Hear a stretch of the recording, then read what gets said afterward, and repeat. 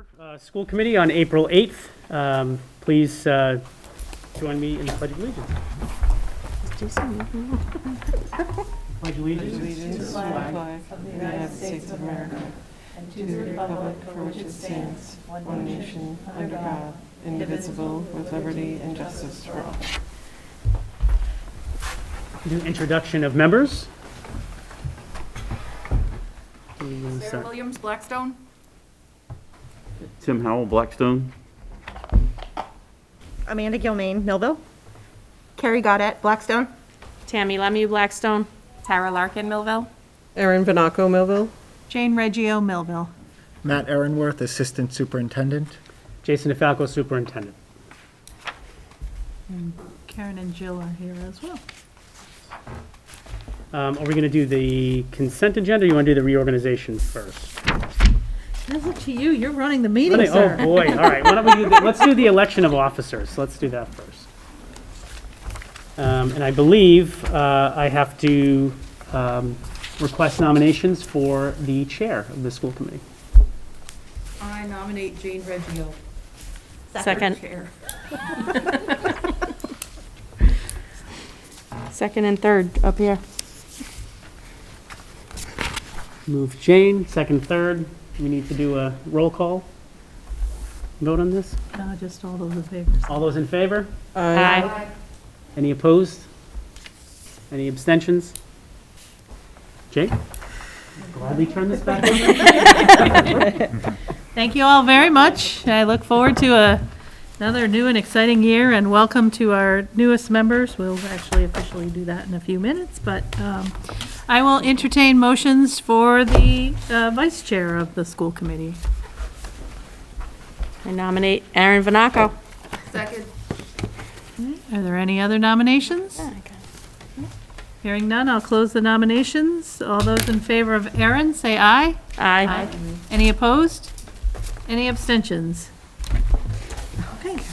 I will entertain motions for the secretary. I nominate Tara Larkin. Second. Second. Nominated by Tammy, second by Carrie. Any other nominations? Hearing none. All those in favor of Tara, say aye.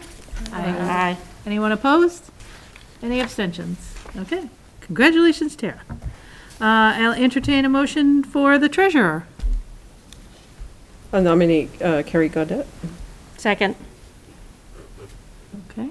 Nomination of Carrie Goddett. Is there any other nominations?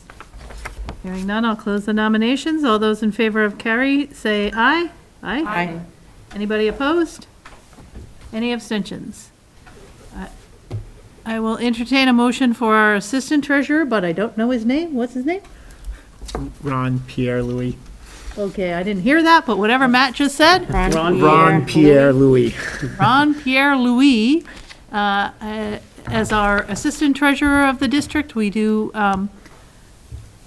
use someone outside of the district to assist us with the treasurer stuff. And he has been it for quite some time now, I guess. Are there any other nominations? I hope not. Okay. All those in favor of Ron, say aye. Aye. Anybody opposed? And we also nominate an assistant secretary. That would be Monique, who is with us over the internet and takes our notes and our minutes for our regular scheduled meetings. Is everybody okay with Monique? Yes. All right, any other nominations? Once again, I hope not. Okay. All those in favor of Monique, say aye. Aye. Opposed? Abstention. All right, phew, thank you very much. It will be an exciting year, and I would like to take a moment to congratulate the folks on their elections.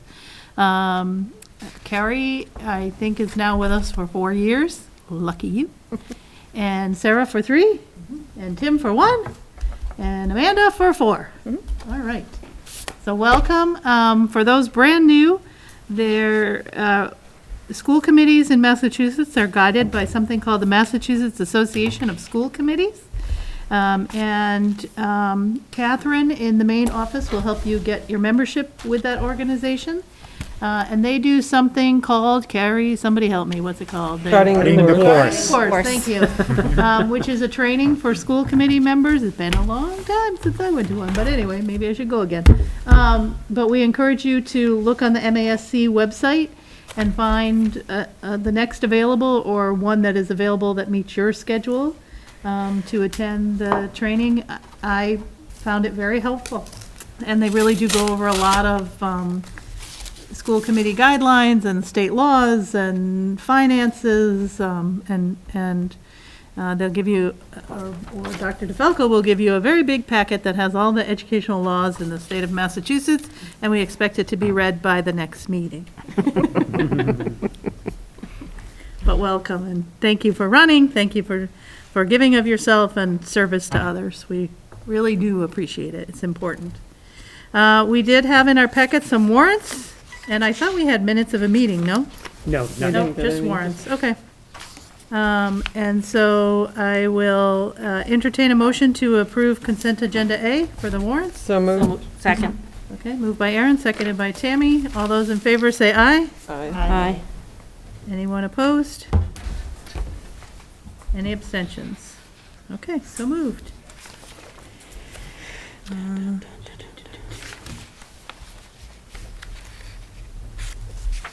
I am looking in my packet, and we usually do this after the Pledge of Allegiance, and ask for a moment of silence for Margaret Lee of Blackstone, and she had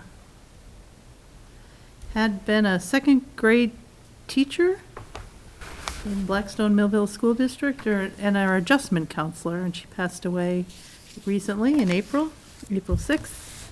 So if we could have a moment of silence for Mrs. Lee.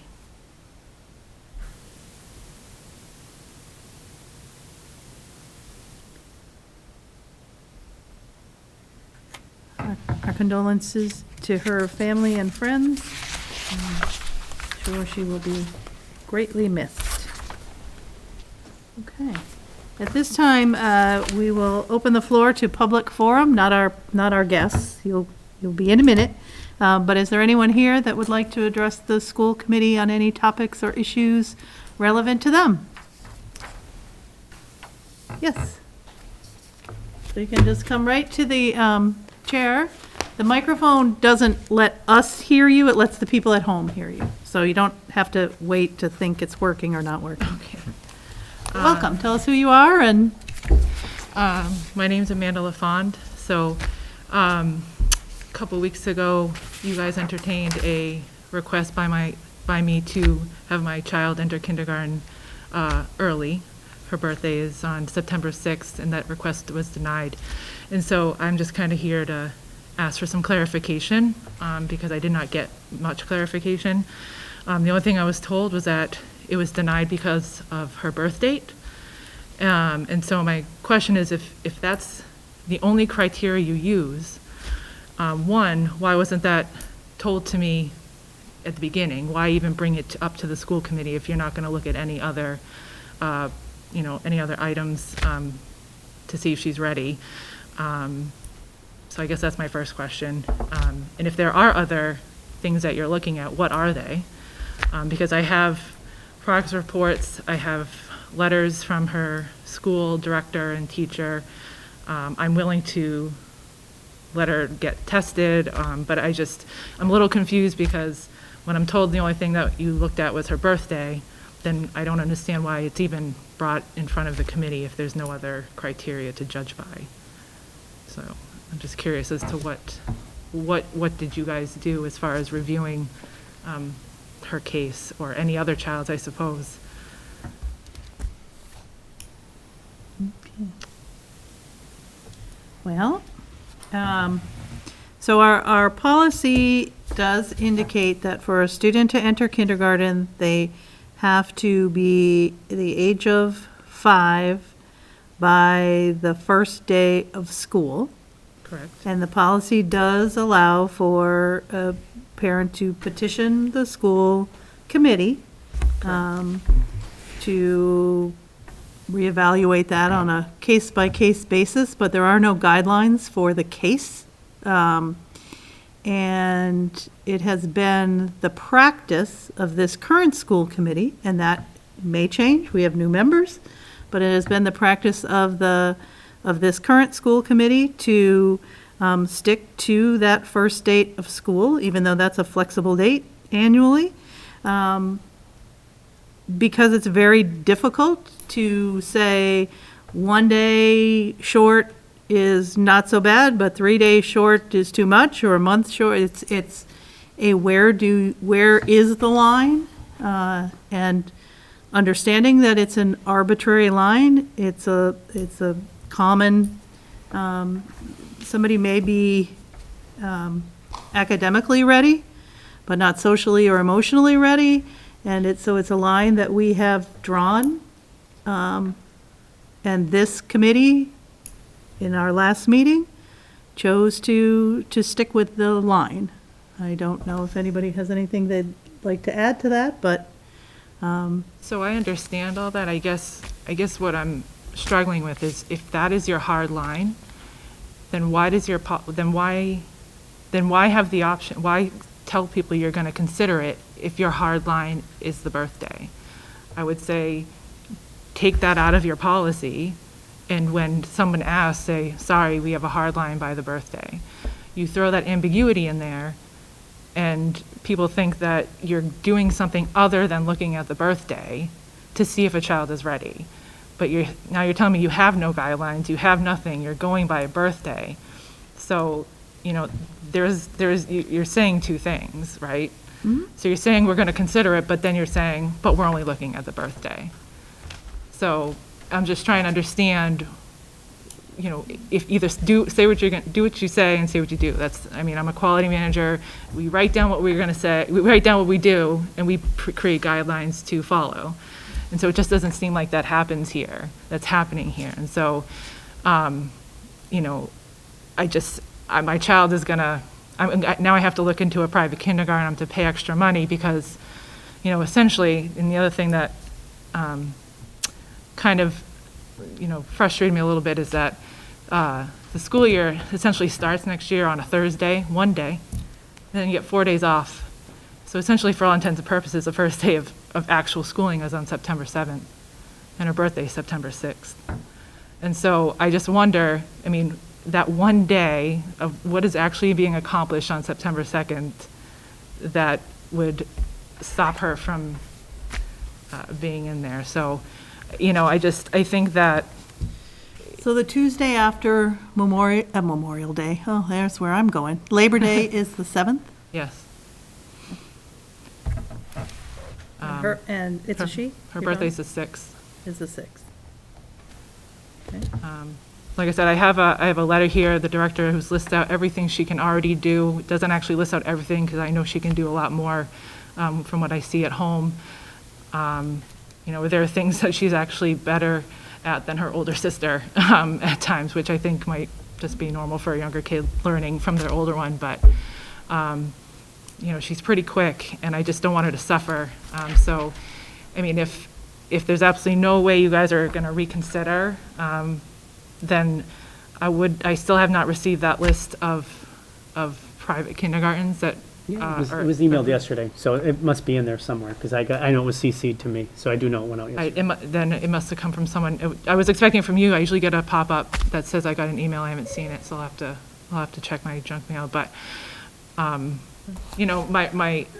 hope is that you would reconsider. I can provide you with, the stuff to review. Again, based on how the school year is starting at the next year, I would hope that, it would be a reconsider, but, that's my story, I guess. That's why I'm here. I will entertain a motion to reconsider if there's a school committee member who would like to do so. I will. Sarah? Yes. Okay. Is there a second? Second. Okay. So we will take a moment in our meeting to reconsider that. Okay. And then after we reconsider, then we'll take a vote as to whether or not we would Would you like change that. the letter or anything? Or I you would just- absolutely, sure.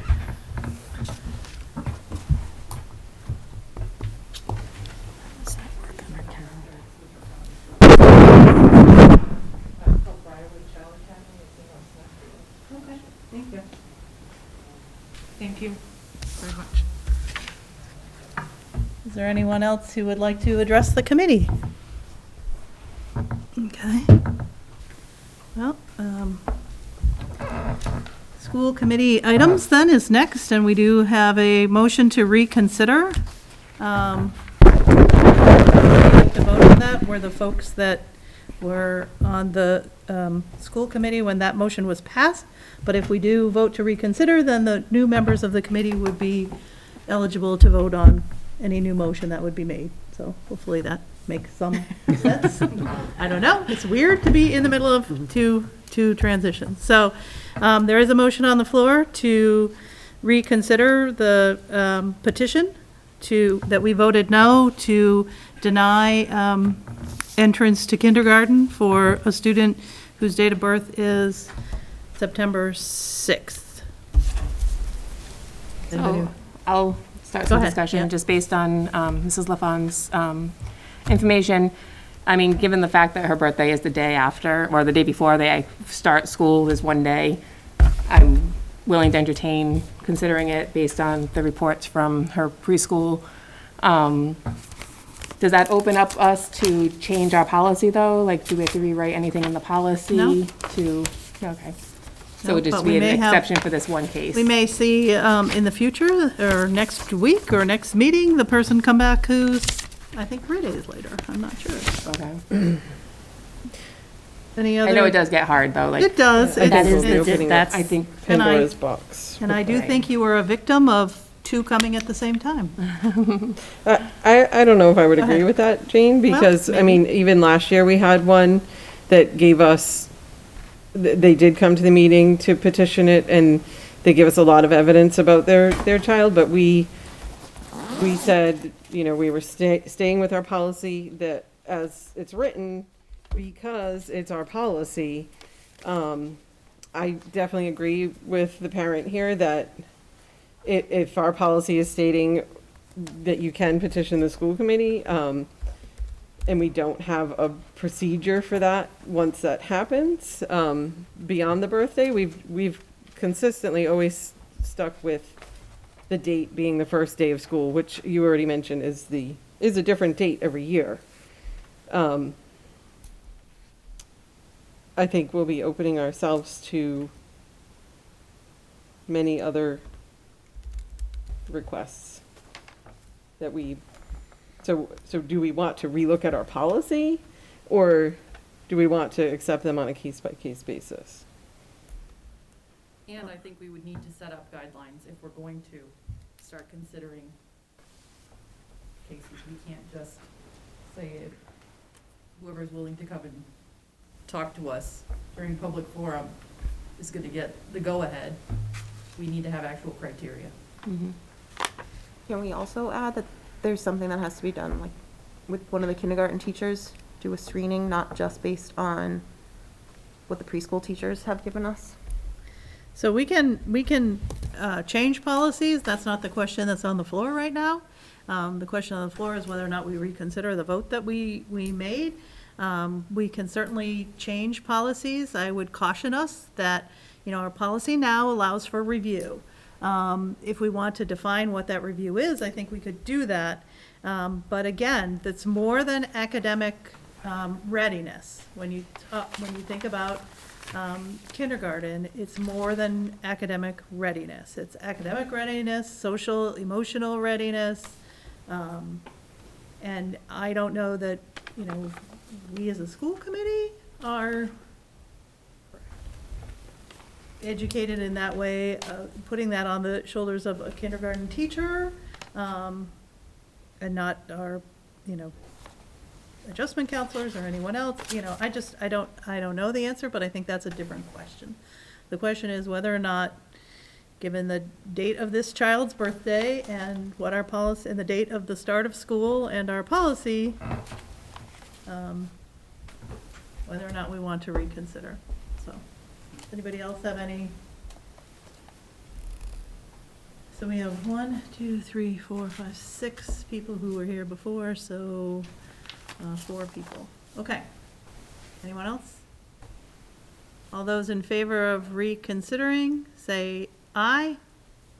Aye. Anyone opposed? Say nay. Nay? Nay. Okay. And so we will not reconsider the decision of the committee at that time. Thank you.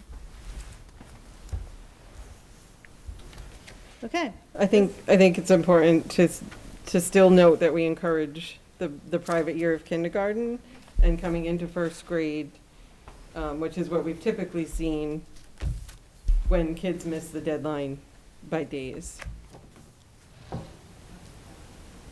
I just wanted to point that out to the parent. Pardon? Can I come back up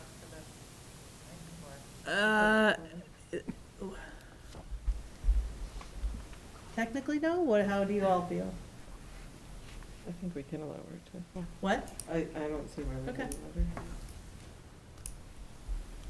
I just want to make sure that that is in hard writing, because I've heard from numerous parents as I've been going through this, that they've been blocked before, even after they've gone to private kindergarten.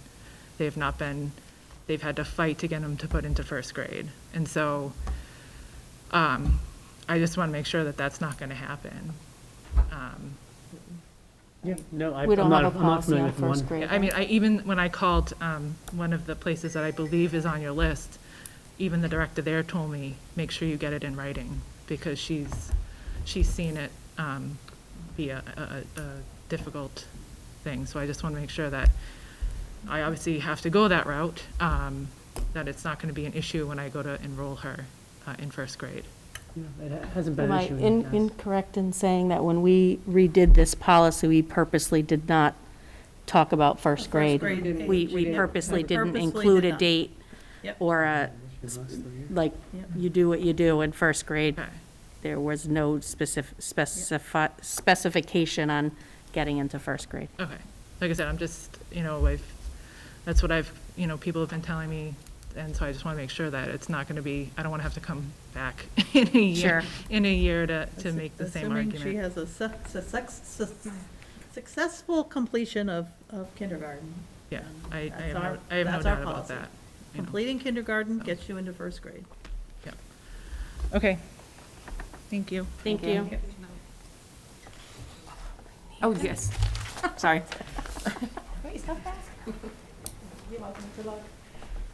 All right. At this time, I'll turn the meeting over to Dr. DeFalco.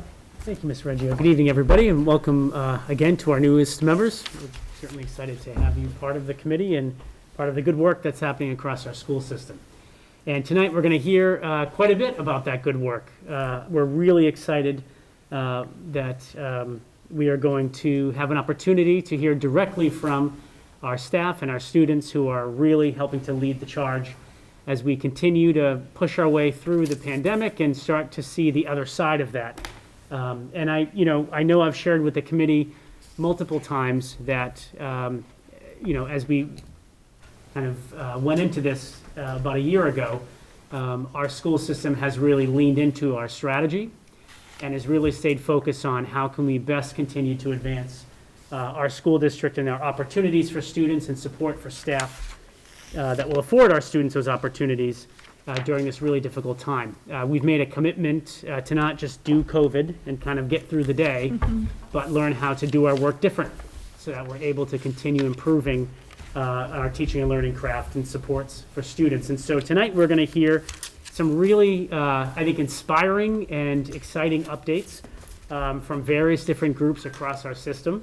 And I think my most favorite part is that we have a lot of students here. And so we're going to have a chance to hear directly from our students this evening. And first, we're going to open with our Blackstone Millville Regional High School Student Council that has an update for you this evening. The PowerPoint is in your packet, and you can see it if you were on the other side of the screen on display. Welcome, welcome, welcome. It's truly wonderful to have you here. Thank you for having us. So if you guys didn't know, our student council is a part of MASC, which is the Massachusetts Association for Student Council. This is broken up into 4 different districts: CD, MASC, sorry. Go ahead and introduce yourselves. Oh, I'm sorry. My name's Sarah Scott. I'm the president for Student Council. I'm Madison Marchand, and I'm the secretary. I'm Kylie Sacco, and I'm the treasurer. Thank you. You're welcome. Sorry. No, that's okay. So it's broken up into 4 different districts. We're a part of CDMASC. There's also CMAS, NEMAS, and WMASC. Every year the state board comes up with a different theme. This year's theme was magic. And so for each year, councils of these 4 districts create a book of what they have done throughout the year. For this year, we had to create a slideshow saying how our school created magic, what magic meant to us, what conferences and events we went to, and what we had achieved for this year. So due to the current events that are happening in the world right now, our council has had to adapt. Unlike in the past, all of our meetings this year have had completely virtual. During these meetings, we have played Kahoot, done modified workshops to improve leadership, and even had an escape room, which was completed through Google Sites. Although our meetings aren't as long as they used to be, we have them more frequently now. Throughout this year of craziness, our council has been overjoyed to adapt to the new normal and to continue our Stuco experience with a different approach.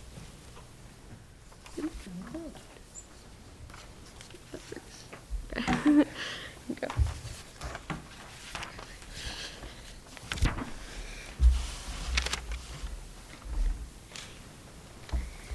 Throughout the last year, the members of Student Council have been able to attend the same events we have in the past years. But this year, like everything else, all the events have been virtual. Although the experience hasn't been the same, the opportunities to connect and collaborate have been as strong as ever. We have had to support each other and share ideas and events more than we usually do. The events BMR Student Council members have participated in the state level have been the President's Dinner, where state presidents connect and kick off the year, Officer Shop, which provides training in officer positions and teaches leadership skills, Check Up Your Sleeve workshop, which allows students to connect with other students from across the state and discuss ways councils could hold events during the pandemic. And the MASC State Conference is starting tomorrow. This is the biggest event of the year, where we usually head to Cape Cod for 3 days for leadership training. But this year it will be a 2-day virtual event with workshops, roundtable discussions, and a keynote speaker. Our CDMASC regional events are the Winter Retreat, which is the region's day of service, where students participate in community service projects. The Fall Conference, where students participated in various student-led workshops. And our Spring Conference, which is on May 19th, and there will be a keynote speaker in student-led workshops.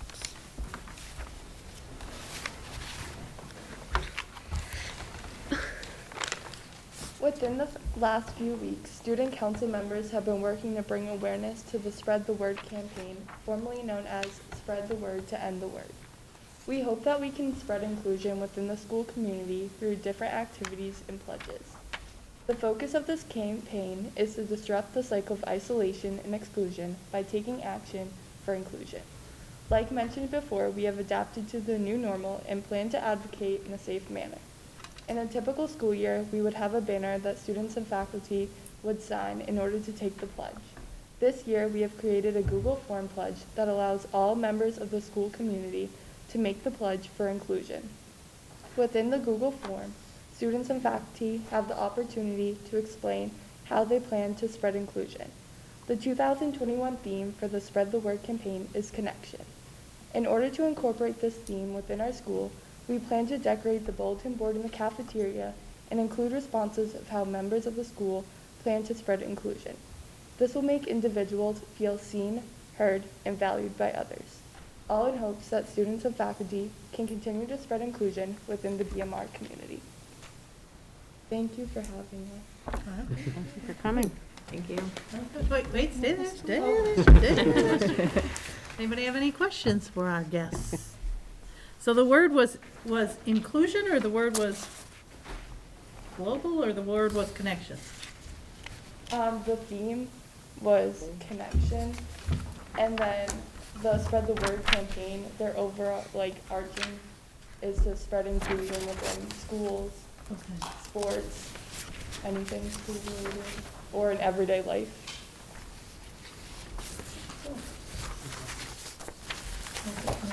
very well done, and I don't know if you submit this for an award, is that, or for just an annual thing, or? Yeah, so if it was normally, we would create a book of excellence. This year it's called the spell book to go with our magic theme. Yeah, that was good, I thought that was creative. So normally it would be judged, I believe it's the state board that usually goes through it, and you can either receive gold council or silver council. I think for the past 4 years we've received gold council, which is the highest. This year they didn't have any rewards, just it carried over from last year. So we're still considered a gold council. This year it was optional to do the book just because it's been so hard to do events and stuff like that. But we did take part in the making of the slideshow for this year. Good for you. Now, are you seniors or all, or no? I think I'm the only senior. You are? So how many more days till graduation? I don't know the countdown. Honest, I know. See, that's a great student right there. We're not counting down. I know would it's know the June 4th. minutes. No, I'm kidding. I know. Well, congratulations. Thank you. Thank you for all that you do. I know student council is awesome, and as you know, I have a daughter who does student council, so both have had the Hyannis experience, so I'm glad you guys are making the best of the COVID year, and hope you guys are back in Hyannis next year for sure. So keep up the good work, ladies. Yeah. Thank you. And do you mind if I tweet your picture? I took your picture. Are you okay with that? Yeah, that's fine. Okay, thank you. If your moms don't like her, or dads, or guardians, just let me know and I won't do it. What's that? Geez, good thing you asked. Keep mine, Tammy, mine already went out. So. Yeah, I was gonna say. Sorry, I didn't ask. No, I didn't send it yet. I didn't have access to the press release check mark in Aspen. What?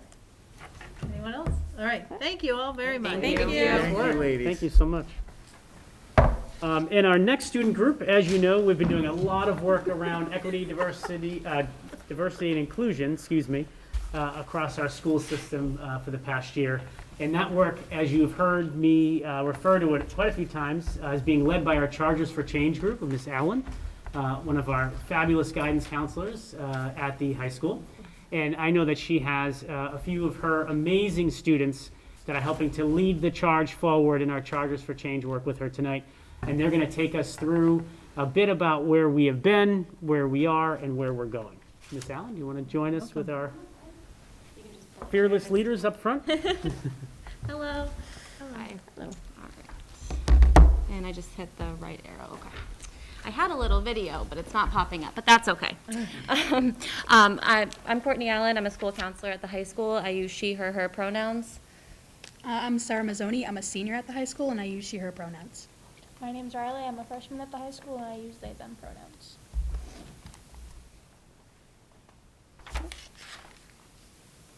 I'm trying. Is that working? It's just this one, right? The right arrow? Yes, I think so. Jesse's coming. Jesse to save it. Save the day. This has been the day. It happens. This is the year of technical difficulties, so. Should be working. Yes. Should we, can I show the video, like, to them? Or? It's not gonna work? All right, that's okay, we're just gonna go next. It's not working, just so you know. Well, that's okay, you guys have the slides in front of, oh, it's working, perfect, okay. Okay, so Chargers for Change aims to provide students with a forum for learning about and acting on relevant cultural, social issues. And through justice education, we seek to promote a school environment in which all members feel safe to voice their opinions while embracing the identities and backgrounds of their peers. And by building equity and understanding through this justice education, it is our goal to empower students and faculty to become caring and responsible critical thinkers in a global community. Wow. Did you all write that? Yes. Wow. I will give Hillary Roberge a shout out as well. She helped me craft that. Our school-wide expected norms is to hold ourselves and others accountable, to seek to educate ourselves and others on marginalized groups such as BIPOC and other issues pertaining to social justice, to understand our own implicit biases and to work actively to be anti-racist, and not to take a political stance and to understand that human rights are not a political issue. Yep. Where we started. We started this in June of 2020, and it was sparked by the murder of George Floyd. We held 2 virtual open discussion forums for high school students to come together to reflect and respond to the social injustices that are prevalent in our society. And after distributing an interest survey to the high school, students and staff both demonstrated an overwhelming interest in being involved and addressing these issues and being activists within their school community. From there, a letter of intent was submitted to Dr. DeFalco and Mr. Dudek, asking for support and funding for a formal social justice committee, which was granted. Thank you to all the parties who made this possible. Kicking off the school year, we welcomed social justice advocate Peyton Head to speak to all high school students in September. In this presentation, he discussed his firsthand experience with racism in college, and he helped to initiate this conversation with all students. And he also brought some context as to the purpose of Chargers for Change. His presentation was controversial within the community and only proved how much work that we really do have to do here. And since September, we have held 19 Chargers for Change committee meetings, and we continue to meet every week to discuss these relevant topics, issues, and to continue to plan for future school-wide events. Have you seen your participation increase, decrease, stay the same? I think it fluctuates based on authentic assessments. Would that be accurate for everyone? Yes. Okay. It depends how stressed out our members are. But we've had a very steady attendance, I would say. And good. We've had actually various students, alumni, come and speak to our group as well, who have had a whole array of experiences to share with these young activists. Ms. Allen, can I just add a piece to Yes. that? Because I think it's really important to highlight this. You know, after that first presentation, I think many are aware there was pretty significant pushback. And I am just really moved and really proud of the students and the staff that are doing this work, because they stood tall, they stood proud, and they kept moving. They were not shaken by the events. Instead, they doubled down and said, just got a lot of work to do, let's keep moving. And not everybody would do that. So very, very proud of the staff and the students for holding their ground. You've got our support. Thank you. We then, Chargers for Change students and staff had the opportunity to engage in a formal training seminar, which taught and empowered us all to understand how to take responsibility for our own actions and to become those agents of change. We explored the layers of identities, roots of judgment, patterns of assumptions and behaviors, and the widely varying value sets that each of us hold. And by doing that, we were able to dig deeper into social justice and diversity, and we worked on our skills such as effective communication, critical thinking, and as a result, students and staff did feel more empowered to create a stronger, safer, and more nurturing community for everyone. The picture is a little odd if you don't know the context, but the seminar was called Elephants and Onions. The elephant in the room is social injustice, and the onion is peeling back the layers of that. We then, for the first time ever, the Pony Express published an article on the social justice topic of immigration. I want to give a shout out to Maya Seka, who is a brave freshman at the high school, who works for the Pony Express, and she stepped up to the plate and incorporated an informative, educational, and eye-opening article on the immigration stereotypes and why we should appreciate all that immigrants have contributed to this country. Following that, we welcomed Saul Flores, who was a presenter who spoke with all of our students about immigration as a whole, as well as his personal experiences with it. He talked to us about his childhood and growing up with his mother, who had left everything behind in Mexico to bring her family to the U.S. He told us about his endeavor to understand these hardships that immigrants face in their journeys. So we learned that Saul had walked 5,328 miles through 10 countries to document how grueling and dangerous the journey of immigrants to the United States can be. And students and staff then engaged in a very thoughtful Q&A with him, exhibiting a high level of engagement, which I thought was a really great day. Yeah. Since then, we have introduced and implemented the Anti-Defamation League's No Place for Hate initiative, which ultimately seeks to promote and foster a school community in which all students are able to be their authentic selves without fear. C4C students Jacob Purinton, Riley Hadley Plant, Sarah Mazzoni, and Jenna Johnson started a promotional video to introduce this initiative and help explain why students should sign the pledge. That was the video I was going to show you. If we have time at the end, I will. A Google form was then created and shared with the student body, encouraging them to sign the pledge, and students had the opportunity to explain what signing this pledge means to them, and we're actually going to be putting their responses on a banner that is handcrafted, hand-painted by one of our seniors, Natalie Hawkins, who's also a C4C member, and I can't wait for you guys to all see it. It's gorgeous. We recently did a resource drive that was conducted by C4C students, in which they created a comprehensive flyer listing the details of acceptable donations. That was created by Savannah Sharon, who is a freshman. We did a presentation that Savannah Sharon, Riley Hadley Plant, and Charlize Ethier presented to the student body to educate their peers on the why behind this resource drive. They discussed equity versus equality, the different socioeconomic statuses that exist, why these economic disparities and divides occur, and then they presented the data indicating the level of need within the community. Students and staff promoted this drive to collect resources for those in need, and I'm proud to say that we have collected over 280 individual items that we plan to distribute to the schools in the district, so that way we can identify and provide resources to any family or student in need as needed. Most recently, we attended Sutton High School's annual Connections Conference, where we were able to interact with students and staff from all over the Northeast virtually. Unfortunately, normally it's in person. It's a fantastic day, but they did a great job, and I want to give a huge shout out to Sutton High School for that. Participants were able to engage in a multitude of workshops, and it allowed them to explore their particular interests within social justice activism, but also topics that they hadn't explored before.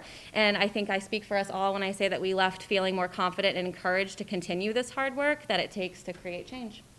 And again, I just wanted to give a shout out that Charters for Change is adapted after Sutton High School's Connections Club, which is just an exemplary model of what this committee should look like. Ted McCarthy, the principal of Sutton High School, helped me extensively with advice and assistance in the beginning stages of this, and I just want to say I can't thank him enough for the time and energy and resources that he provided me with. And lastly, what is coming? In preparing for next school year, we're going to continue our work with the Anti-Defamation League, and we're going to be engaging in their peer training program, which will formally educate Charters for Change students specifically on how to be leaders of change, because what we'd like to do is pass this torch on next year to make this far more student-led. We feel that when you're delivering this social justice education, it's better for it to come from peer to peer than it is for another teacher to be, another adult in front of them telling them why they should care about this. And that was something that Principal McCarthy had stressed to me as well, and I agree. So this program should be very helpful for that. And we also have professional development opportunities for staff and parents coming as well. Wow. And, oh, sorry, didn't know if I interrupted. And following that formal training, what we plan to do with that is that C4C students and advisors will host in-class presentations in which one social justice topic will be taught per month throughout the school year. So one faculty leader and 2 to 3 students will facilitate each topic and lesson. The ADL trains students to be leaders on this initiative. And while there will always be a faculty leader present for those lessons, like I said, we want our student leaders to help take charge. And this will allow for growth of our students' leadership skills through practice, and will aim to have a significant impact on our student body through modeling. And potential topics to discuss might be identity, race and ethnicity, religion, ability, class, immigration, gender identity, discrimination, marginalization, bias, explicit and implicit, and microaggressions and privilege. So that's what we've done, but I really wanted to give these 2 people the opportunity to express what it has meant to them. And just on seniority, I'm going to let Sarah go first. Are you a senior? I am. And do you know how many days till graduation? I'm taking a 4th quarter internship, so I know that I'm out as soon as I possibly can be. Which, yeah, it's been, honestly, Charters for Change is probably the thing that I'm most sad to let go of at BMR, which is strange if you think about it, because it's the newest one. I was walking through the door today, and I looked around this middle school, and I completely just found it astounding how different of a person I am.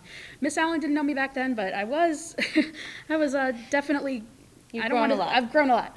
Yeah, but it it was like, I was looking around and I was thinking, I wonder how much of this Chargers for Change has honestly brought on. And when you think about it, it's hard to, especially in middle school, be yourself, but high school too. And your whole life, it can be hard to be who you are. But this group is important to me, especially because it's proving that it doesn't have to be hard.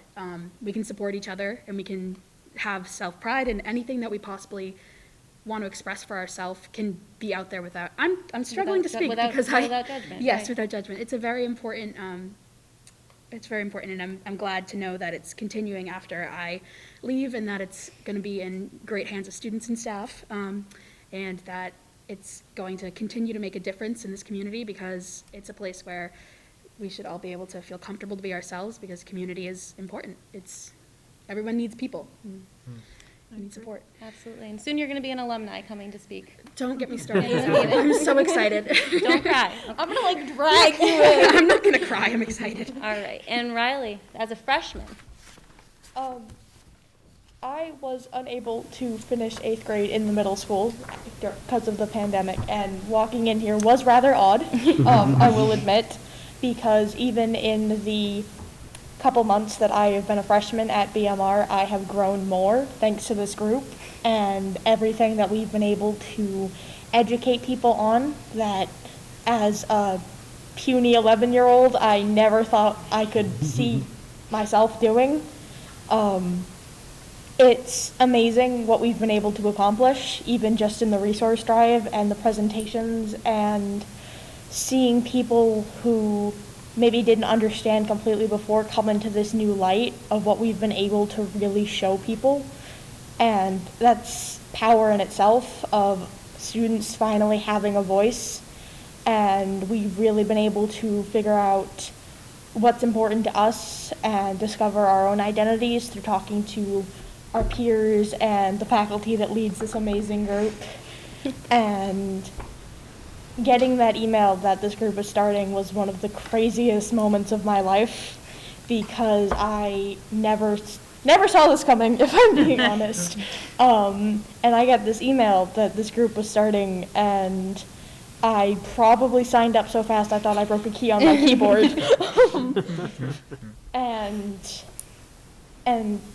coming into high school, not knowing many people, having a lot of friends who weren't returning in person, and then having this group as a place to really get to know people in the other classes and get to see what everyone's thoughts were on things that really did matter, and not being as restricted as we can be in the classrooms with staying on topic.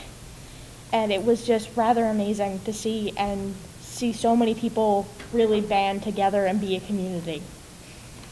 So well said. You made me emotional. Don't cry, Miss Allen. Very proud of the both of them, and thank you guys so much for having us Thank here you so tonight. much. And for all your support. Thank you. Thank you. I am getting very teary. I would like to see your video, so if maybe it Oh. can be emailed to, I mean, I Oh, don't. I'll email, yeah. Yeah. Yeah. But people have heard me say this before. I know Mike has heard me say this before. I have one daughter, and from birth, from the time she could hear, I have told her she can be anything she wants to be in the whole world. There's two things she has to be. She has to be brave, and she has to be kind. And the bravery that you guys have shown is amazing. Thank you. It is amazing. And if she could be half as brave as what you've gone through this year, I am proud. Thank you Of very you, much. of her. I think people don't understand the hard work that you've had to put in, and the hard work you put in every day to have discussions that are difficult is important. And I'm learning a lot. I am learning a lot. I will tell you that I had a very lengthy discussion in the office that I work in. I don't understand the pronoun. I don't understand it. I understand why, but I don't understand it. I prefer to be called Jane. Like that's my name. That's what I prefer. I don't want to be referred to as she or her or it or he or they. I'd like to be referred to as Jane. So I don't understand it. I'm learning. I'm trying. And I think what you do makes a difference to help people learn, even sometimes when they don't want to. So I thank you. Thank you. Thank you. Anyone else?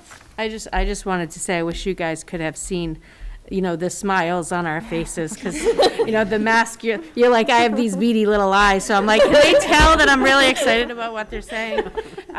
So, just so you know, those were happy eyes. Sarah, I'm so interested to see what you're doing next year. What's after BMR? I'm interested to see too. No. I haven't officially committed financially, but I'm planning on attending Dean in the fall, Dean College in Franklin, and I'm going to be living on campus. And right now I'm undecided, but I have considered work in some kind of having a career in law, or like I really like writing too. I really. I'm considering either of those right now. I was also with the drama club for a while, so I was considering acting for a very long time. Not anymore, but I feel like anywhere I can like make a difference in the world is really what I want to do, because this work has really showed me more than anything that it's so important to have these conversations and to like I honestly was so nervous coming up here, but you guys made it very easy to speak and be open, and it's important to have these discussions no matter how nervous you are or how scary it seems. So anywhere that in the future where I can continue that kind of work is It's sad we'll never get to see that Oscar speech that you practiced for hours. Maybe one day. Tell it to you. Maybe one day. Never say never. She could make a documentary, I could, yeah. a short. She So- spent many a drama club meetings reciting this Oscar speech, and I thought it was just absolutely brilliant. So that's funny, because I was going to say, I didn't see public speaking classes on here, but you all spoke so wonderfully to Thank the you. impact Thank you. that this program has had on your lives, that it touched me. It's truly, it's wonderful. So thank you. Thank you Thank very you so much. And if I you are can- giving public speaking classes, let me know. I'll jump right in. I do also want to say that, touching on Tammy's note, I hope that you guys can go back and watch this and also see the look on your faces when you spoke, because you all lit up. And it's, I think we've all got kids in the school system, and middle school is probably the hardest, especially with that transition to high school.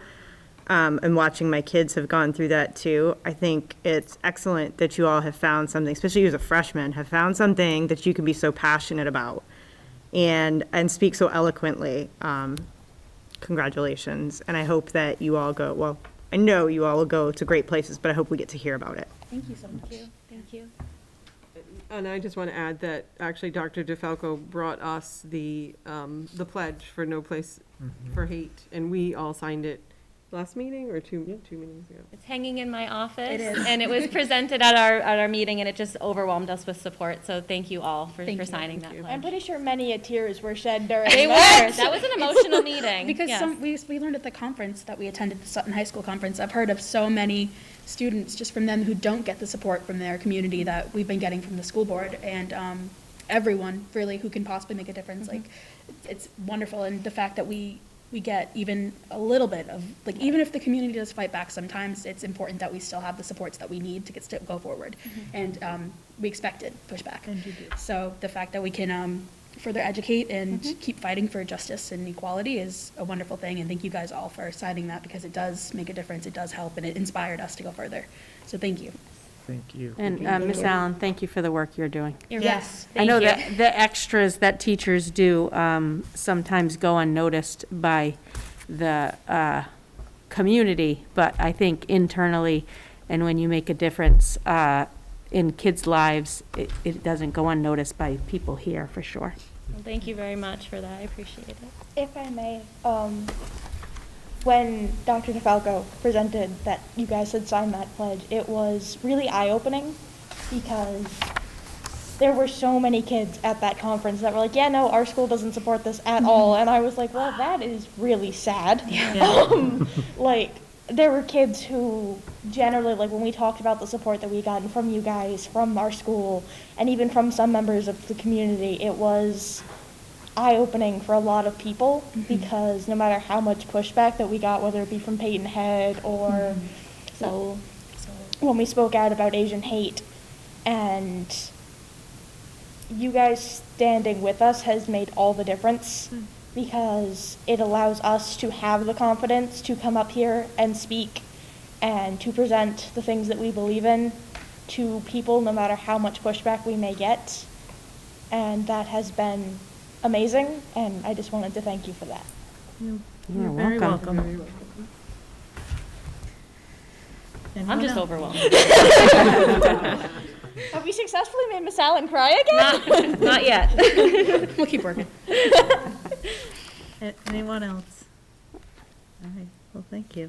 Thank you very much. Thank you, have a great night. Thank you so much. I think I'm gonna leave. That was amazing.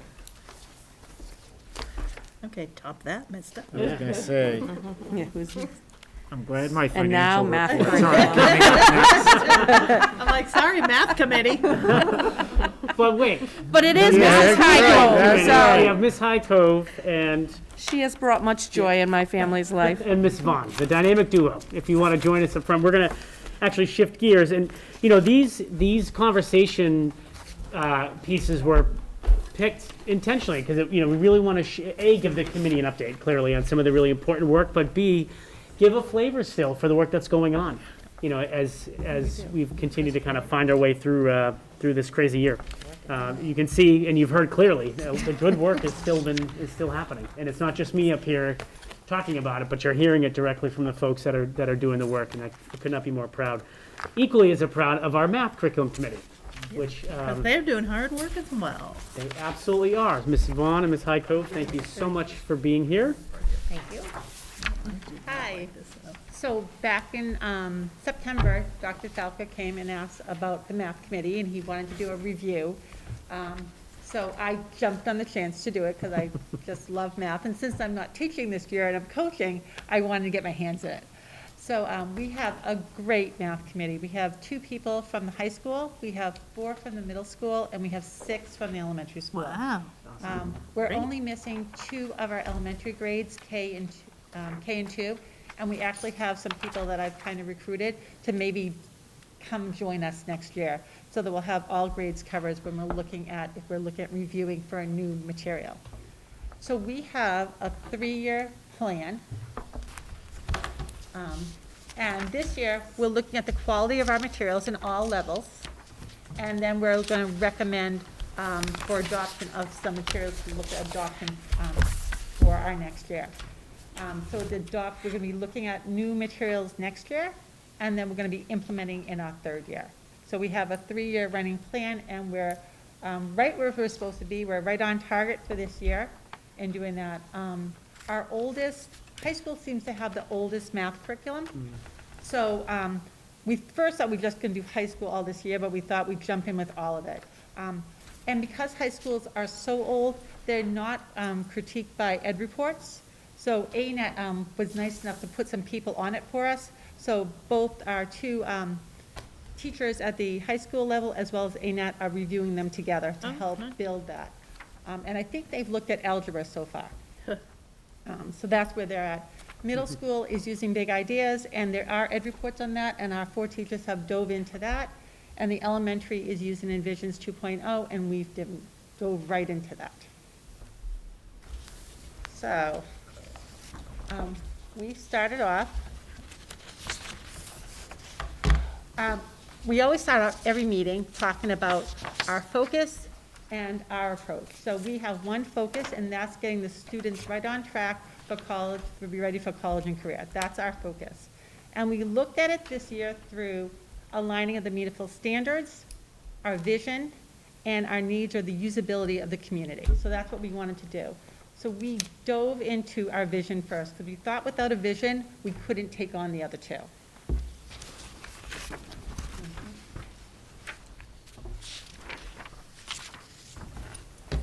So we first started off understanding the quality of our content and looking at that with our vision.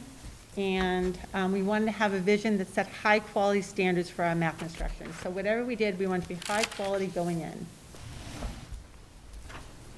And we as a team talked about what it looked like to us. What does math look like when it's going well within our classes? What do our teachers want to see? And what do we want to see from our students? And then we looked at getting feedback. So we sent it out to Dr. DeFalco, and he sent it to all the administration and staff supporting so we could get some feedback from that. We also sent it out to all of our teachers, and we wanted their feedback, because we thought without the feedback, it's just would be our vision, it wouldn't be ongoing. And now it's not working. We'll keep flipping though. So when we were, Corey from ANEC has been great at helping us with this, and she thought a cascading approach would be a good thing. So if the administrators did this, then our teachers would be able to do this, and then our students would be able to do this. So what we want, Dr. DeFalco gave us some recommendations that, what do we need from administration? Like, what's that pushback we need? What do we need from them? What's the support? So we need them to understand our vision, support our vision, and give us feedback from our vision. Thank you. There we go. Thank you. It didn't seem to. So we want them to understand our curriculum material, and we want to get feedback from that, and then we want to be able to celebrate successes, both short-term and long-term, because we don't really do well. As teachers, we don't do well at that. We just look at the next problem at hand, and we want to be able to celebrate what we're doing. So after administration has, taken on that piece as teachers, we felt that we needed time to plan collaboratively to meet the needs of all students, to facilitate learning through meaningful student dialogue, and of course to feel successful. We need to feel like we know what we're doing. And then on the student end, they need to utilize multiple strategies, collaborate and engage, and experience challenges, and they need to feel successful as well. So one of the things the teachers said was, we want the heavy lifting to be more on the students than on the teachers. We want to stop doing all the talking, and we want to hear them talk. We want to hear them solve problems and discuss together. And we can guide with all guiding questions, but we want the work to be done by them, because we feel that's where they'll learn. And it'll be more meaningful to them. They need to do more of the doing. They need to. So we have, there's one last part of our vision that we haven't gotten yet, and that's the feedback from the community, both the family and the students. So we want them to give their input to this vision, because we felt like that was the one last piece that we haven't gotten, and we're still working on getting that piece fixed. We feel that's strong, and we feel like our vision will always be evolving. Alrighty. Yeah. So in the last couple of months, we've been looking at, thank you. The last couple of months, we've been looking at evaluating our material. I'm not good at this. That's why I don't watch TV. We've been looking at our ed reports, and we've been seeing how they align to our standards, how they align to our focus, rigor, and usability. We've broken into groups, so we've had a lot of breakout groups in elementary, middle school, and high school to see where we stand with it. We know the ed reports gave us a lot of it, but we wanted to see for ourselves. So we dug in there, and I think we've had some fantastic discussions. Yes, meeting with, even only at the elementary level, but meeting with across the grades of elementary level is interesting to talk to other teachers. How we see the same flaws in what we're using and what works great with what we're using. So that's not something that we normally get to do as teachers, to meet with everybody on all grade levels, so it's helpful. Yeah, so we are right now finishing up our reviewing of our material, and then we're going to start to make some recommendations. Our oldest is our high school, and our newest is 5 years old. So we'll probably be recommending to look out there to see what's new, what's different, what could we get that we don't. We know we love the technology piece of it, which we've used a ton of this year, which we haven't in the past. So we want to try to see where we can. There's some parts of the rigor we think need to be changed. We're worried about in elementary, the language piece of it. We're a little bit worried, but we'd like to see, as we have with Wonders, where there's multiple tiers, we'd love to see if there's anything like that for the math part of it. We'd like to see that flow. I've talked to the middle school teachers about the flow from elementary to middle school, how we can bridge that gap a little bit better. So we're looking into all that number sense in the early elementary. We would love to get someone that's strong on number sense to build. At the high school, they've decided that we need a refresh. I think they think we need a refresh on our programs, and we're looking forward to seeing what we can find next. So we're right at that stage at this point. So we have one more meeting right before April vacation. Wow. And then we will be looking to see if we can get 2 more members in, so that we'll have almost every grade through middle school, and then we'll have our 2 high school teachers to represent us as we move forward in this next phase. Does anyone have any questions? Tammy, go ahead. Is there a special educator on your team? Yes, there is, Megan Murray. What grade is that? 3rd grade. Okay. I'm happy that I heard you say that you're looking at the transition from elementary to middle, because when I was a middle school teacher, my district at that point was using investigations. And so kids were being taught all these, excuse me for saying this, crazy ways to do long division, for example. And then when they got to 6th grade, none of us knew what they were doing. You know, they had all these ladders and lattices and hangman things.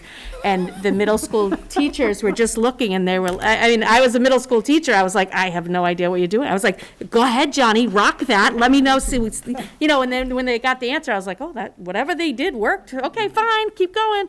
But then when they didn't know it, I went back to the old-fashioned way, which is frowned upon apparently, but I didn't know how to teach it.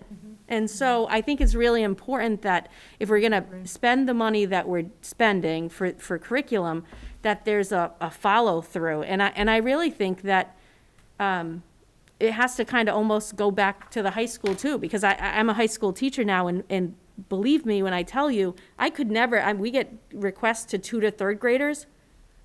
I couldn't tutor a 3rd grader in math, and I have two degrees, because at the high school level, we have no idea what's happening in all the new methods. So I think it's, I'm hoping that we can teach the old dogs new tricks at the high school level as well, so that when they see how you're, you know, to Dawn at the elementary level, you're teaching them all these great tricks, but we don't know how to reinforce it at those upper grades. And I think that's super important, because at the end of the day, all we care about is that they get the right answer. But if we tell them, you know, basically when we teach them that new way in 6th grade, we're basically saying what your teachers in 1 through 5 taught you, that doesn't really matter. I'm going to teach you a different way. And it doesn't make sense. Yep. So definitely if there's some transition between the grades, it's helpful. And for me, to your point about, you know, Wonder and WonderWorks, making sure we're getting that special ed group so that they're not alone on the island trying to do, you know, teachers pay teacher material while everybody else has this great curriculum. So thank you for the work you're doing, and I look forward to seeing where you end up. And I appreciate the piece on the community, because I do remember very well when my daughter was in the elementary school, meeting with Mrs. Jones and Mrs. Faulkner, who taught parents the new curriculum on how to do chutes and ladders and hangman. And as a college teacher, I say, here's how we do long division. But so I do think it's important to get that feedback from community members as well. And Tim, you have a comment? Excuse me, as you were going along in your presentation, I read through with you, and I have questions. Sure. And forgive me because I just jotted them down. What is your standard for your focus? At what point do you know that you've achieved your focus? So our focus is to have every student on target to be ready for college. That's a college and career. But what is that target? Is it to get through 2 years of algebra in high school? Is it to be a pre-calculus student? Is it to meet the state minimums? So I'm just going to speak personally for me. So for me, the target is to have our students be ready for jumping in point where they're ready, and to continue to grow from where they're at. So I think every student's going to be different, and I think every student's going to end up at a different place. We want to have an entry point for every student within our programs, so they're not left behind, like you said. so they have supports in place through that, and that we keep scaffolding and then releasing them and have them have that productive struggle so that they can learn and grow from there. So I don't know if there's an endpoint like you're asking for, because I don't think there is one endpoint for all students. I agree with you, because there isn't, because every individual is different. There's just, I'm looking at it from the standpoint of, if you look at a community college, you look at a four-year school, they all have a remedial education program, because the students that graduate high school cannot go into the school and pick up and do a math-based or a college-level math class. So that's where I'm trying to understand. There's going to be those students that just can't get it. I understand that. So, okay. And you answered my second question, which was what is the high quality of math instruction? But the third one, what are your plans to educate and help bring along those students that don't meet your minimum standards? So we're looking for programs that support at all levels. Right now, we have our program, some of our programs, a lot of them don't have the enrichment, so that's one piece of it. And we're concerned about that because we haven't looked at that for a bit of time, and we need to. And we're also making sure that the kids that struggle, that we can have supports in place to get them through that. So our programs, we want them to have tiers in place that will help them with that. So it's, as an elementary teacher, I never give up. So as long as the kids are working with us, we're going to keep diving in. And if there's something not in the program, then we'll look outside of the program. But we've been trying to use the program first. But there's many ways to reach a child. And our teachers don't give up. So that's one thing I'm going to say. We're always there. We're looking at night, trying something new. And we just always go back in, and we're always supporting them. And they might not get it all the time. But we're trying to get them to have at least that base. As they move up in grade levels, that they have the right base. Does that answer your question? Yes, ma'am. Thank you. You're welcome. Anyone else? I just want to say thank you. I know that we extended this, but I think it's time well spent. And I think we're heading in the right direction. So thank you for your time in working on this. We were glad that there was an extension of more than just 1 year. We were very glad, because we knew that the teachers didn't have a lot of bandwidth this year, and we didn't want to rush the process. Because if you rush it, you're not going to get what you need. No. So we're very thankful that you did extend this for the 3 years. Thank you.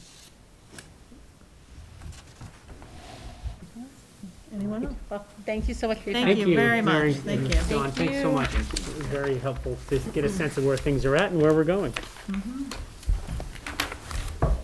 And speaking of getting an update on where things are and what's next, as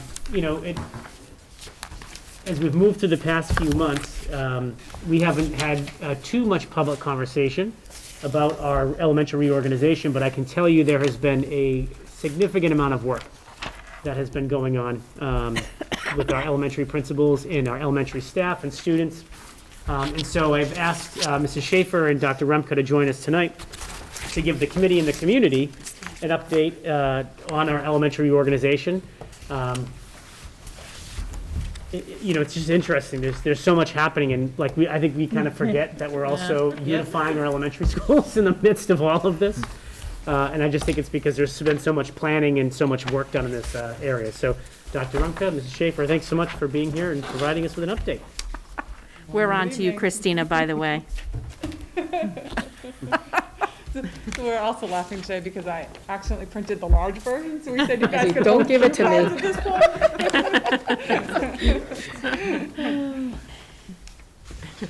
All right, I'll see if we can do the remote.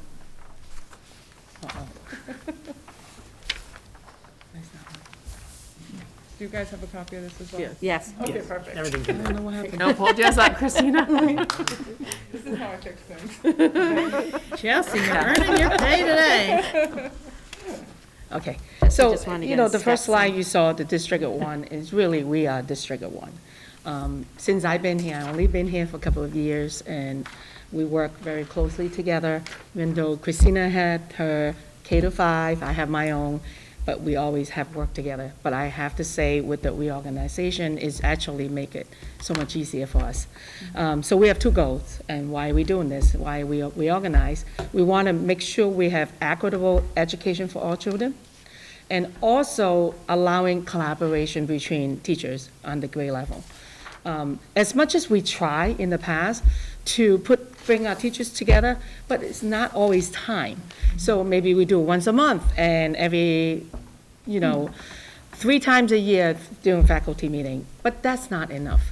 So I can speak for Millville, it's very lonely over there. You get one third grade teacher, one We third have one grade teacher per grade, Yeah. with the exception of kindergarten this year, so. And then they feel isolated. My, say, 5th grade teachers meeting, and then you have one teacher just try to stream in, and they're all sitting at a table. So this is fantastic, bring all the teachers together. We actually have had a taste of it this year with kindergarten all being at Millville. So I know Mrs. Rosenbaum, when she was at the beginning of the year before she went on a maternity leave, she was thrilled because she was by herself. So she actually had like 4 other teachers to collaborate with, which she thought was awesome. And, they met together before school, and it's just really been a nice adjustment. Oh, I did. Oh, you got it. We're good.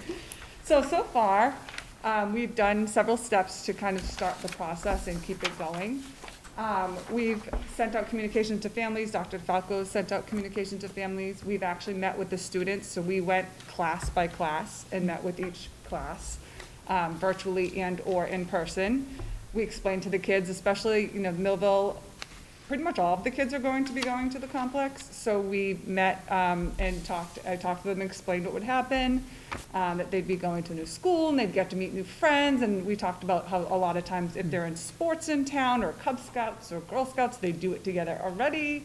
So we talked about all that, and they were thrilled. So they're excited to see their friends that they play sports with and outside activities with. So we started holding our PLCs, our professional learning communities, by grade level once a month. So we have our second ones this week, our last one's tomorrow. And we have one a day, so I free up my staff because Jenny's already got time scheduled. It's easier to move one person than 4 people's schedules, so I free up my staff, and we join the PLC at the complex. We've also, our ILT, our instructional leadership team, joined together actually last year, the end of last year, I think we joined. The end of last year, we started joining together, just because of the fact too that we're doing a lot of things together. We do our school improvement plans together. I mean, we're doing the same work, so why not do as much as we can together? We started, so last month's in PLC, my staff shared the CUBES strategy, CUBES mnemonic instructional strategy they've been using. And this month, Jenny's school is sharing the turn and talk strategy that they've been using. So we've been able to start incorporating that. So when the teachers from 1st grade come over to Millville, they will already have been exposed to it. When the 2nd, 3rd, and 4th, and 5th go to the complex, then they will have already experienced the turn and talk. So we're kind of exchanging those strategies now. We hold joint staff meetings. We've been doing that since December, and we have different parts of presentations. We're going to, we've shared all their placements, where the classes are going to be for next year with the teachers. So we actually took our building maps, shared them on our screens, and explained to staff where they're going to be. We allowed them to ask questions about the move, what things needed to be done, all that process. And we've actually met with MESPA and BPO, and Tara's actually on MESPA, so she knows firsthand. So Jenny's going to talk a little bit about that.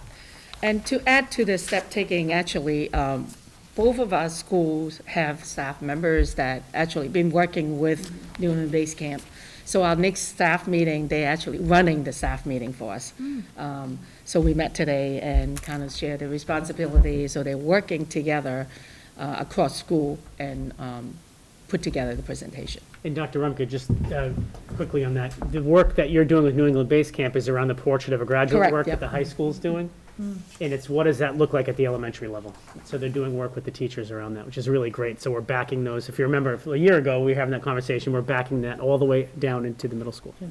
Nice. Elementary school, excuse me. So BPO and MASPA, we met And they voted on, both boards, wanted to merge. Correct me, join force, yep, they keep correcting me with the word merge, join force together, and because both schools are servicing, both Millville and Blackstone students. They met, they already started to talk to their attorney and how to bring the two organizations together. We sent out communication to the family, and they also created a flyer to recruit parents to join the PTO. And the new board election will occur in May, and then the current board is working with the next year new board members for transition. They already started it. And also voting as members at large, and including, like, all these virtual meetings are taking place right now. And I think the most important thing is they started to plan for next year for activities. Does that mean Millville and Blackstone will have the same exact activities? No, because Millville has younger children. Yep. So they have the appropriate activities for those children and other activities for the older children. So they started to plan it, planning for the next year. And, the neat thing that they did talk about was at the February meeting, they talked about the idea of continuing to keep that virtual component so that people that may not have childcare or whatnot can continue to come to the meetings. Nice. Even that and their child can still run around at home because they're at home, so they can, do whatever at home. Or if their child's going to bed, then their child can be sleeping and they can join the meeting, and they don't have to worry about finding someone to come take care of their child while they're home. So we thought that was a neat aspect to the, it's kind of one of those silver linings that came out of this. We're looking at how to join people in differently. And the other nice thing is, we'll have parents potentially in both schools. So we're trying to make it as easy as possible for the families.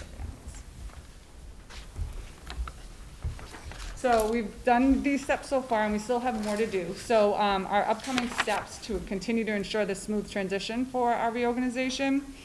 We're going to continue meeting with the PLCs once a month, and just sharing ideas and plans. We're going to continue with the ILTs meeting together. Our staff meetings are going to continue together. We did say that the June staff meeting, we're going to leave at our separate schools so that we can have closure at each school.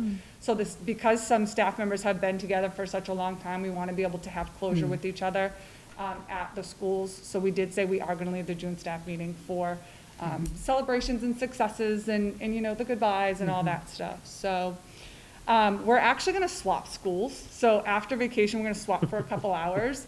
And for me, it's a great more idea. seeing the teachers and seeing their teaching practices and, kind of getting to know them as teachers and seeing them teaching their kids versus seeing them on professional days or stuff like that. And Dr. Remkin can come and meet the kids that are going to be coming to the complex next year. So we're going to swap. And it's going to be periods of time that are kind of flexible for our schedules, but, we're going to probably do it a few times to get to meet everybody or re-meet everybody, whatever. And when we make the class lists next year, we're going to make sure that it's not, 18 Millville kids and, so like making sure the class lists are really representative of the proportionality of the schools, of the two towns. So making sure it's not one set of town in one room and, making sure that another Blackstone kids in one room and Millville kids in another. It's going to be mixed, and we're going to really make sure that we're proportionate of that. We kind of already did that this year because all Millville virtual students are with Blackstone teachers. So, and you took some of my kids, and I took some of your kids in person. So we already started that process. So, and that's kind of our big plan right now. And I'm sure we'll find out the things we need to do along the way, but, that's what we've done so far and what we still have to do. Any questions? Well, we're hoping at some point the pandemic will continue to ease and we'll be actually be able to get families together, like at the schools. And we talked a little bit about picnics or barbecues and trying to really get, the community together so they can spend some time together before we start. That'd be great. For that. And we've actually, for the newsletter, we actually printed that we've got them going in the unfortunately, the kindergarten packets had already started going out, and some had already come back, so we're gonna get them to the kindergarten families, and then the preschool families, as they're starting to pick up their packets now, we're gonna get the BMEPTO, Blackstone Middle Elementary Parent Teacher Organization newsletter in that, so the parents are aware as well, so hopefully to get them in sooner, so. I actually already met your third grade students. When Oh, that's right. third grade was studying about immigration, and the teachers asked me to talk about my experience, and I said, why not include Millville? So they joined us, and it was really neat. And you're working on a 21st century grant for the grades 3, 4, and 5, and you have surveyed the Millville families and staff and students, and to get feedback on. So it's just, again, just every opportunity to pull the communities together and get input has been really well laid out. So what about the really hard stuff, like moving our teachers that have been in rooms for 20 years? I assume we're supporting them, but is that plan already in process? Do they know what room they're going to? Has it been mapped out for the grades to be in hallways together and things like that? So at our PLCs this week, we told them kind of where they were, but this week we actually showed them the map. So, and then we walked around, the moving company has already come through. So we do have a moving company? Oh, yeah. Okay. Oh, yeah. So they've already come through, and they came up with some neat ideas, and the teachers were excited about how we can move stuff without like having to place each individual item in boxes, and they have like these portable bins. Whole bookcase. Yeah, and they said they can move, they looked at some of the bookcases that we were unsure about, like more of the particle board ones that maybe will need to be emptied versus the really solid wood ones that they could just wrap and take the way they are. So we have met with them already. When this was approved by by everybody, by the towns, by the committee, we actually met right away and created an action plan. Jill, Matt, Jenny, Christina, myself, and at first we were meeting every couple of weeks on the action plan. Now we're to once a month because so much of it's done. Yeah. And so that's, so we, seamless transition was the goal there. I can envision some things that might be found in this program. As someone that moved all of her stuff out of a classroom after 16 years, I don't even, it's now my garage at my rental property. I think some of the kindergarten teachers did not move, so are they included in that? Okay. Yes. Yeah. Great. Everything. Yeah. Great. And Christina and I continue talking about resources, like I have a book room, and there are some level books that need to go to Millville Yeah. for those Same with- children. yeah. We want to make sure of that. Right, and same with this, like the Yeah. older grade books, we wouldn't need as much 4th and 5th grade books, third grade, we probably still need some, because we will have Right. 2nd grade eventually, so we will need some choices, but we have talked about Right. moving those over, so that will help as well.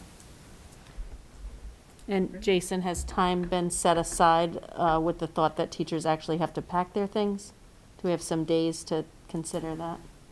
Yeah, we haven't spent a lot of time kind of ironing out the Okay. when and all of that. I'm not sure. I know that's something I'm we'll in the talk process of that, so I know a lot of teachers in we're moving our elementary up to our high school, one of our elementary schools.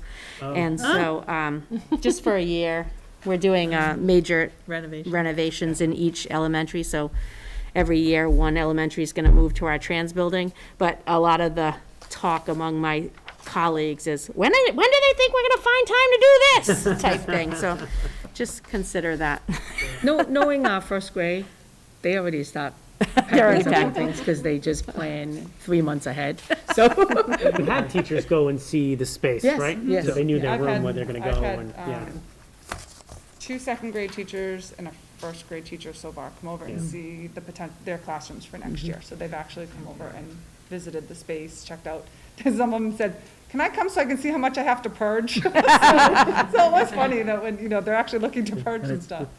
It's very rare that you find a spot where COVID has played a positive role, Right. but lots of things are already packed up and cellophane wrapped and put away In a in trailer. storage, and we're just moving them. just move the Is trailer. second grade up? Who's upstairs? So, so at Millville, it's gonna be kindergarten on the 1st floor, 3 1st grade classes, and 2 of the 1st grade classes are gonna be upstairs. And then 2nd grade will be upstairs as well. You mentioned working with the children to make the transition more positive. Is that just an administrative thing, or do you have counselors on duty that that are working with the children to build the anticipation so that they see the culmination coming through? And secondly, are you working similarly with the staff so that they don't feel a high-pressure situation in making that move from one school to the other? So I think, working with, currently when we meet during our PLC and working as a team, we've been doing that, working as a team. So our teachers know each other, and the teachers that are coming over, they are familiar with our teachers, because we did plan together. Not a lot of time, but they are allowed time to meet, so they are, they have worked together. And this year, we just provide more opportunities for them to meet. And the other piece for staff that may have been in particular rooms for longer periods of times, and in particular schools, like this is where they've done a lot of their career. We have, a big thing we have done is talked about making sure that when we do actually have the move next year, everybody is going to be like, for example, the Millville staff and the Blackstone elementary staff. And we're going to do our best to make sure that, and be very cognizant of the fact that we're not going to consistently, those that are staying in the building with us, we're not going to consistently use those that we know. We're going to make sure that we reach out to those that are newer to the building and get them involved as well, so that they feel part of the community. And then as far as the students, so far we haven't seen any major concerns. We haven't heard from parents, but our adjustment counselors are always on hand to provide the support. So that's been also available. But about a month and a half ago, we met with Dr. DeFalco and Matt. We actually did some reflection and looking at our leadership style. How are we going to adjust our style? Because I go 150 miles an hour. I need to slow down, because I'm not gonna have Millville people come over, like, get all nervous about, me going all the time. My staff know me. Yep, Jenny coming, step aside. But I have to make adjustment, because I'm the one who's leading the school, and I need to make sure they're comfortable to coming over. So there's some adjustment, with my leadership style need to take place. Right, we both, did that reflection, and it really makes you remember, like, I worked with many of the staff that are on my staff right now. So, I know who I can say, okay, I need you to help me with this, and, so knowing, now getting to know other people, I've worked with the staff at the complex, but not all of them. So, I'm getting to know them, their personalities, and try to get more people involved. And kind of seeing interest and seeing how we can get people involved is definitely a huge factor of importance for us. Thank you. You're welcome. Anyone else? I think my question might end up for Jason and Matt, but will we have any updating on, like, the busing situation and stuff for this? Separately, or do you already have it? Do you want to give a quick update on, because I know you and Neil have been working on this for. So we have potential busing configurations in place, but we are looking at the actual physical conditions of the roads and the streets. So Neil and I did take a ride. We met with Millville and Blackstone police officers, and currently we just had a couple of spots surveyed in Millville to check about the width of the roads, to see that we can ensure that the buses are going to be able to pass in both directions. That's where we are right now, is trying to make sure that everything that we have to do physically to make sure that those buses can get to and from the places that they're going to are going to be, everything will be set far in advance of the school year. And then, as we mentioned, Dr. DeFalco and I took a number of rides on the buses to the ends of each of the towns at the beginning of this year, just to make sure. It's my house, right? Just to make sure that we could make sure that the routes were palatable from a time perspective, and we don't really have any concerns about that. Good. So the buses will go to, like, both schools, so some will They stop will. at Blackstone first and then end up at Millville, vice versa, okay. Yep. Exactly. All right.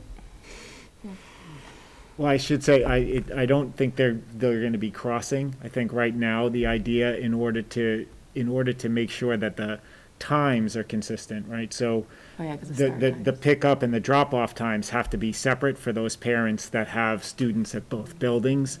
So the plan right now is to have the first drop-off at the complex, because it's larger and the buses can get there and actually kind of house for a bit as well. And then Millville would be the second stop. They just all travel. So to they're Millville. all going to travel Fine. similar to the high school, middle school Right. route that we Okay. have now. It'll be nice, because by nature of that, they'll just be staggered. Just Right. Yep. by yeah, which should be good, so that they'll be able to get through Millville without getting a backlog. Yeah, so they really probably won't cross each other too much. if They'll that's the- they'll all probably end up lining into Blackstone. Yeah. And then as the buses load, they'll take off, get a few buses at a time to Millville, so it won't be backed out all the way to the main road. I'll have to call Jenny and say, slow down your buses. And of course, I'm sure it will take some monitoring the first few days, but both police departments are well aware, and they're gonna be very eager to be working with us and make sure that things run smoothly, so. Sounds good. Anyone else? It's exciting. Thank you. Thank you Nice very work, much. a lot of good work. Jane, would it be okay, I know Mike had sent out an update on senior events, and I'm not sure, he's here, so I didn't know if any of the committee members had a couple of questions. I'm sure on- they do. Would that be all right if we did? I'm sure they do. Yes, And if that we would be took fine. Karen after, if you Yeah, could, yeah, is that all right? Yeah, Okay. yeah, yeah. Mr. Dudek, if you want to join us for a few minutes. Good evening, everyone. Hello.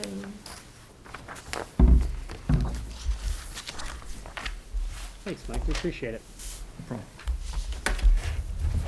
If there are any specific questions around senior events, I know this year the plans look very different and continues to change and evolve as the Department of Education continues to release more guidance and then more guidance and guidance on their guidance and. I think our last update was April 1st, so, Yeah. which is, As recent as we've gotten. we're right? constantly navigating through what senior events will look like. Right. Could we just have an overview, a Yeah, so general what is the overview? general gist of, like, Graduation, is prom. there a senior week? Is there a social event gathering that shall not be named prom? Yeah. So, I wanted to put something on paper to update the parents and guardians and the seniors. So we've been working with the senior officers. Some were actually here today, trying to figure out what can we offer students and to be able to truly celebrate 2021. As we know, it's been a rather unique year. There's been several recommendations, accommodations, modifications, and so on. So what we have right now in store is that we have a Senior Community Day and Celebration, which is May 3rd, which aligns well with our MCAS that we are still doing for our sophomores. That was also just changed because it was our sophomores and juniors at one point. So on that day, in collaboration with the Boys and Girls Club and Dr. Falco, we're going to have our seniors be hosted at the Boys and Girls Club in Blackstone for a community event in the morning, have a barbecue luncheon gathering, and some sort of field day, social activities in the afternoon. So as you know, our students are coming back together, the seniors, on the 12th for the first time, together as a group. We did host a small event, a luncheon, probably about a month ago, where we gave senior T-shirts. And what we quickly realized is that the kids just don't care what they're doing, they just want to be together. So we felt that if we can do a service project, building our community, then also doing some team building on May 3rd, that would be a great kickoff for having them back and welcome them back. The big change that's been recent, and this is from language that came from DESE on April 1st, is that prom, the traditional sense of prom, most likely will not happen. So we have a venue that we've booked for a prom at the Pleasant Valley Country Club in Sutton. It's the latest that we've ever had something scheduled, but that was on May 27th. And the idea there is that we would make more of a senior formal banquet. So we would combine the prom senior banquet and essentially just have a nice formal dinner, have a senior slideshow, be able to present and distribute yearbooks, and just have a nice formal event where students can dress up for that. And that would, I think, would be okay from a social gathering standpoint, with the guidelines that are specific to what they were on April 1st. We have a virtual senior awards night that we'd like to do on June 3rd. The seniors did mention that they really appreciated that last year. So we would still do a senior or virtual night, and we would later on, post-graduation, host a barbecue, pizza party, music in our courtyard, and informally be able to give our scholarships, the physical awards to our seniors, and just be able to celebrate and recognize them. So that we have on either the 7th or 8th, depending on weather. And then finally, graduation. We are comfortable saying that we can have and host a graduation outside. As you know, last year we did more of a drive-by, I guess? Drive-through. Sorry, not a drive-by. So drive-through, and then we had the senior parade. Unfortunately, it doesn't look like we're going to be able to do a town-wide or between Blackstone and Millville to do a parade in that sense. But what we are looking to do is to have all of our students at graduation sit socially distant from one another, and then be able to invite 2 guests per family or per student to be able to sit in the back fields, sort of boxed in, 10 feet across from one another. So it's going to be pretty tight. We'll have about 300 folks on campus, but we'll be able to try to do a traditional graduation, maybe consolidate it a little bit with shorter speeches, or a lack or minimize the speeches that we would have. So that's what we have in store right now. There's no dedicated senior trip. It's very difficult to be able to host anything or have anybody have us. But we are looking at a post-graduation on the 7th or 8th. That's, again, more going to be on campus, in the courtyard, just having some music, just a social light affair, and then be able to recognize students with some of those senior awards that they'd be hearing from at the virtual awards night on June 3rd. So that's just the basic layout of what we were thinking about. And again, this has changed. At one point, prom was on the table with dancing, but Desi is recommending that we don't have a social event that we would call prom. And I think the formal banquet is a good median. Some schools I know have done, they're doing a formal movie night in their auditorium where kids are able to walk down, but they're sitting now for an hour just in a dark auditorium. Yeah, no. So, if students want to wear ball gowns and tuxedos, they can, but it will be free. So that's the other piece to that, is that the senior class is able to, if we have about 65 students go and attend that, it will be a free event for them. So that's what we have right now. That's really great. Did you just say 65? 65. So what if you have 96? I mean, what if? So we need at least 65 to be able to okay. host. I see what you're saying. Yeah. But you can. Oh, no, we could, we would love to have the entire class there, yes. But even at the senior gathering that we had about a month ago, we probably had about 76, so, nice. 20 or so.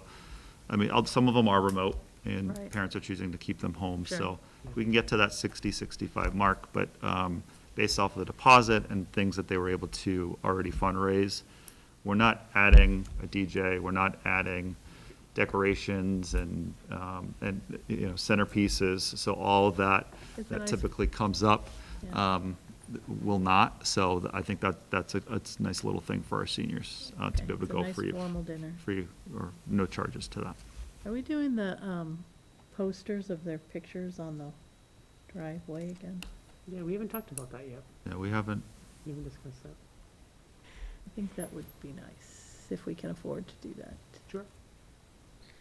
I know that was an outside outside Yeah, funding. we took care of that. Yeah. Yeah, and I do think, I think that people drove by, even people that don't have kids that were in the road, just to see. I think it's. I know there were a few ideas that were coming up from senior parents and just the leadership team, but I know that our counselors have been updating our, I believe it's an Instagram and Twitter account with post-secondary plans. And Yeah, it's that's been more- nice. And That's it's been more than nice. just where they're going, it's where they got accepted to and what their Scholarships were. their scholarships and Yeah. and planning. So that to me, I think was a wonderful thing. Well, and I think. Just to be able to get out. I think the folks in Blackstone are trying to coordinate a signing day for military. They are, yep. Yeah, that was the. Students, so. And our hope is that we're able to do that at our The banquet. informal pizza party, pizza Yeah, dinner yeah. in the courtyard. Oh, cool, So that okay. students are able to do that. I think Again, we we're have one, gonna, Mike. We have one going into the Marines. so Oh, there's as of only right one? now, we think have s- one going to the Marines. Yeah, I think one. That I'm aware of. Yeah. Yes. Another is National Guard. Okay. Oh, we have one in the National Guard. Too. Yeah, he already signed too. Oh, that's great. So I guess there's a question, because I think it was at our last meeting, we had all gotten the updates, what was allowed for graduation. And, so is this something the information you sent out today, are you expecting it to grow from there if things stay status quo in the state? Or is this what you're presenting, the event to be with the two guests outside? Because I think we were under the understanding that there would be able to be pods of families, 6 tickets per student, and possibly a rain date too, so. Yeah, no, we definitely talked about a rain date. I mean, clearly, we would have to have that. I think there are some modifications that can happen based off of just the restrictions or the guidelines that are happening. I mean, it's changing every week, So I think again, don't quote me on this, but I know that what they mentioned is that you could have pods of families, but if families are not living in the same household, they still need to be 6 feet apart. 6 feet apart. So if your grandparents are looking to come, we can't house them currently in our 6-foot box. They would have to be outside of that in their own, and and each box of pods needs to be at least 10 feet apart. So we're concerned about logistics of having. Yeah. Well, and some people so About far away, 100 they're not seeing boxes. anything anyway, yeah. Yeah, so about 100, boxes with pods. So if you're in the same household, you can be in that same group. But if it's an aunt or if it's an older sibling that's not living with you, again, those are the restrictions that we have. And I guess it's an honor code there, but that's what we're trying to navigate right now. I mean, I think if there are 2 siblings, then there's 4 tickets. It's not just limited to, 2 per family, it's 2 per student. So I know that there are. And you and Keith have laid the space out that way, right? In terms of looking at the Correct. boxes and the distancing and, Yeah. okay. That makes sense. So I know that having 2 guests is something that people are concerned about, but we're also considering, based off of the 300 number outside, we're considering, minimizing the amount of staff that can go. I mean, we typically would have, our entire staff, elementary, And middle, all high of school, us, yeah. proceed. Currently, we're looking at administration, and we're looking at the senior advisors. There's 2, and that's what we're limiting it to for staff. Because if we can squeeze in more families We'd rather do that. without having faculty, which, faculty love that event. Right. But we are going to live stream it as well. Okay, that was gonna So be my that's, question. talking with Jesse, we'll be able to live stream like we did last year as well. But that's where we currently stand. So did the, Desi or whoever gave the statement about graduation, how we originally, like 2 weeks ago, we thought it could be 6. Did that actually change in writing? Or we're just thinking out, like picturing it for our space? I think Is that where the 2 came from? I think the 2 tickets per family was from laying out the space Okay. in front of the building and how you can keep the boxes 10 feet apart. that's just our district, it's not any Yeah, kind of a and state. Right. I mean, there is specific guidelines on gatherings with outside participants, and I'm not sure if it states specifically graduation, but. There was a Yeah, whole there guideline was, that came yeah. out for it. Yes. Yeah. And like 2 it weeks ago. spoke about music and Yep. spacing and. Yeah, Yes, I know the high school has that, the guidelines. yep.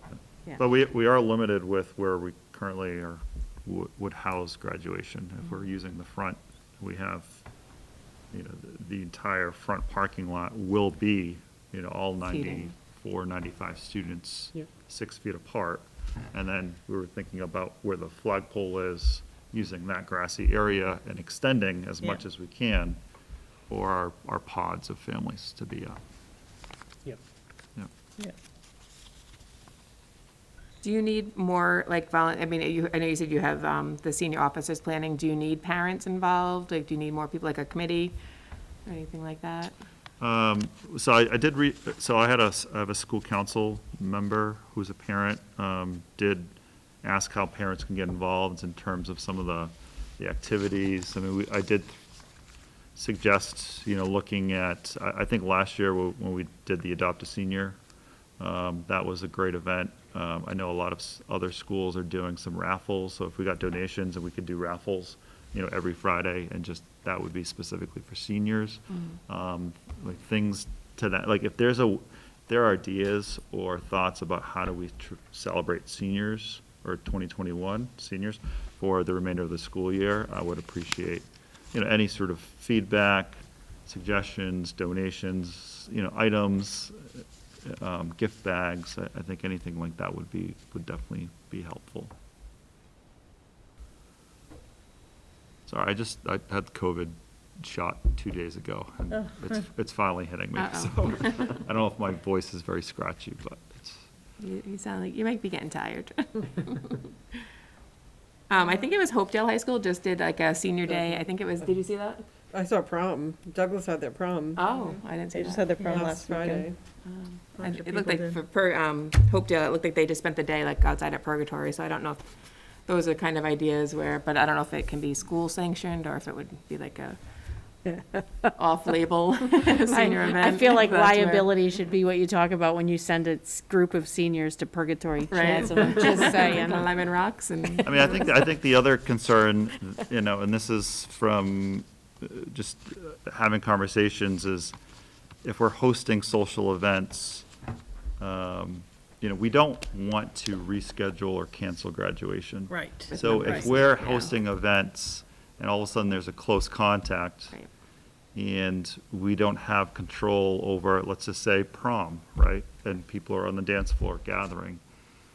That logistically would be not a good thing for us when we're Right. thinking Yeah. about June 4th for graduation. So that's why the post-graduation, the social with the pizza party, the courtyard outside, handing out certain awards and scholarships, we thought that would be better after, so that we can get graduation in and feel a little more confident that we're not going to have quarantines or close contacts and And there's be able to do minimal it that way. risk. as we were Minimal talking, risk of Tammy, that, after the yeah. last meeting. Yes, yep, Yeah. that's good. Well, I also want to say, I think it's great news that as of April 19th, 16 years old and up can get their vaccine, and that would be a huge impact. That could make an impact on any close contacts or quarantining by June 4th. So I personally encourage the 18-year-old seniors to seek out that vaccine if that's going to be a choice they're going to make. I think most of them are going to need it for college in the fall anyway, so having it sooner than later might make those events easier too. Absolutely. Anything else from Mike? I did, so that there was an email that went out to senior parents this evening or this afternoon. I also posted it on the website, but this is something that will be updated once we have, more more thoughts and regulations behind that. So I think this is clearly it's a working document. Thanks, Mike. Thank Thank you. you, thank you. Thank you. Jay, if it's all right, if we could take Karen out of order. Yep. But are we missing am I missing a page? As I go from 5 to the reds, it doesn't start with a full sentence. 8. On what, your agenda? The Oh, COVID-19 exposure. It may just be the section and then the piece that was. I'm not sure. No. Karen, do you want to talk us through what we should have in our packet for the? It should be number 6, COVID-19 exposure or positive test. And there is 1, 2, 3, 4, 5 pages. I think we don't have the back. Ay, Dios mío. Sorry. We have the odd numbers. Yeah, you have the odd numbers. Karen, you're gonna have to read the even numbers. Okay. Sorry about that. Luckily, there's not too much on page 2. Okay. And, oh no, that's page 4. That's not gonna help. All right. I have the electronic version if you need it, Karen. So, although we were trying to stay away from the handbook for the remainder of the year, we're back here at the handbook. So, what we are talking about is looking at the elementary quarantine protocol. As it stands right now, if there is a positive case in an elementary classroom, they're all considered close contacts. And so everyone is out for whatever number of days based on when we find out about it and what the date of last contact was. So we're looking to revise that to what the middle and high school have been doing, and that is just looking at those students that sit, or students or staff, who have had close contact, whether it's by where they sit or who they play with at recess or on the bus. So the language has, or the proposed change is, the school should identify the student or staff members' possible close contacts based on the assigned seating charts. The look-back period should begin 2 days before symptoms appeared or 2 days prior to the day. I'm now on page 3. Excuse me for 1 second, Karen. This was in our packet, so if you look in your email, you can see it. The electronic version. Yeah, the electronic version. 2 days prior to the date of the positive test if there were no symptoms, and will include up to the time the student was isolated. Consider students and staff members who were within 6 feet of the individual for 15 cumulative minutes in class, on the school bus, and during recess. Staff will monitor at recess for close contact groups or playmates. Students must remain with classmates. Different classes should not mix during recess.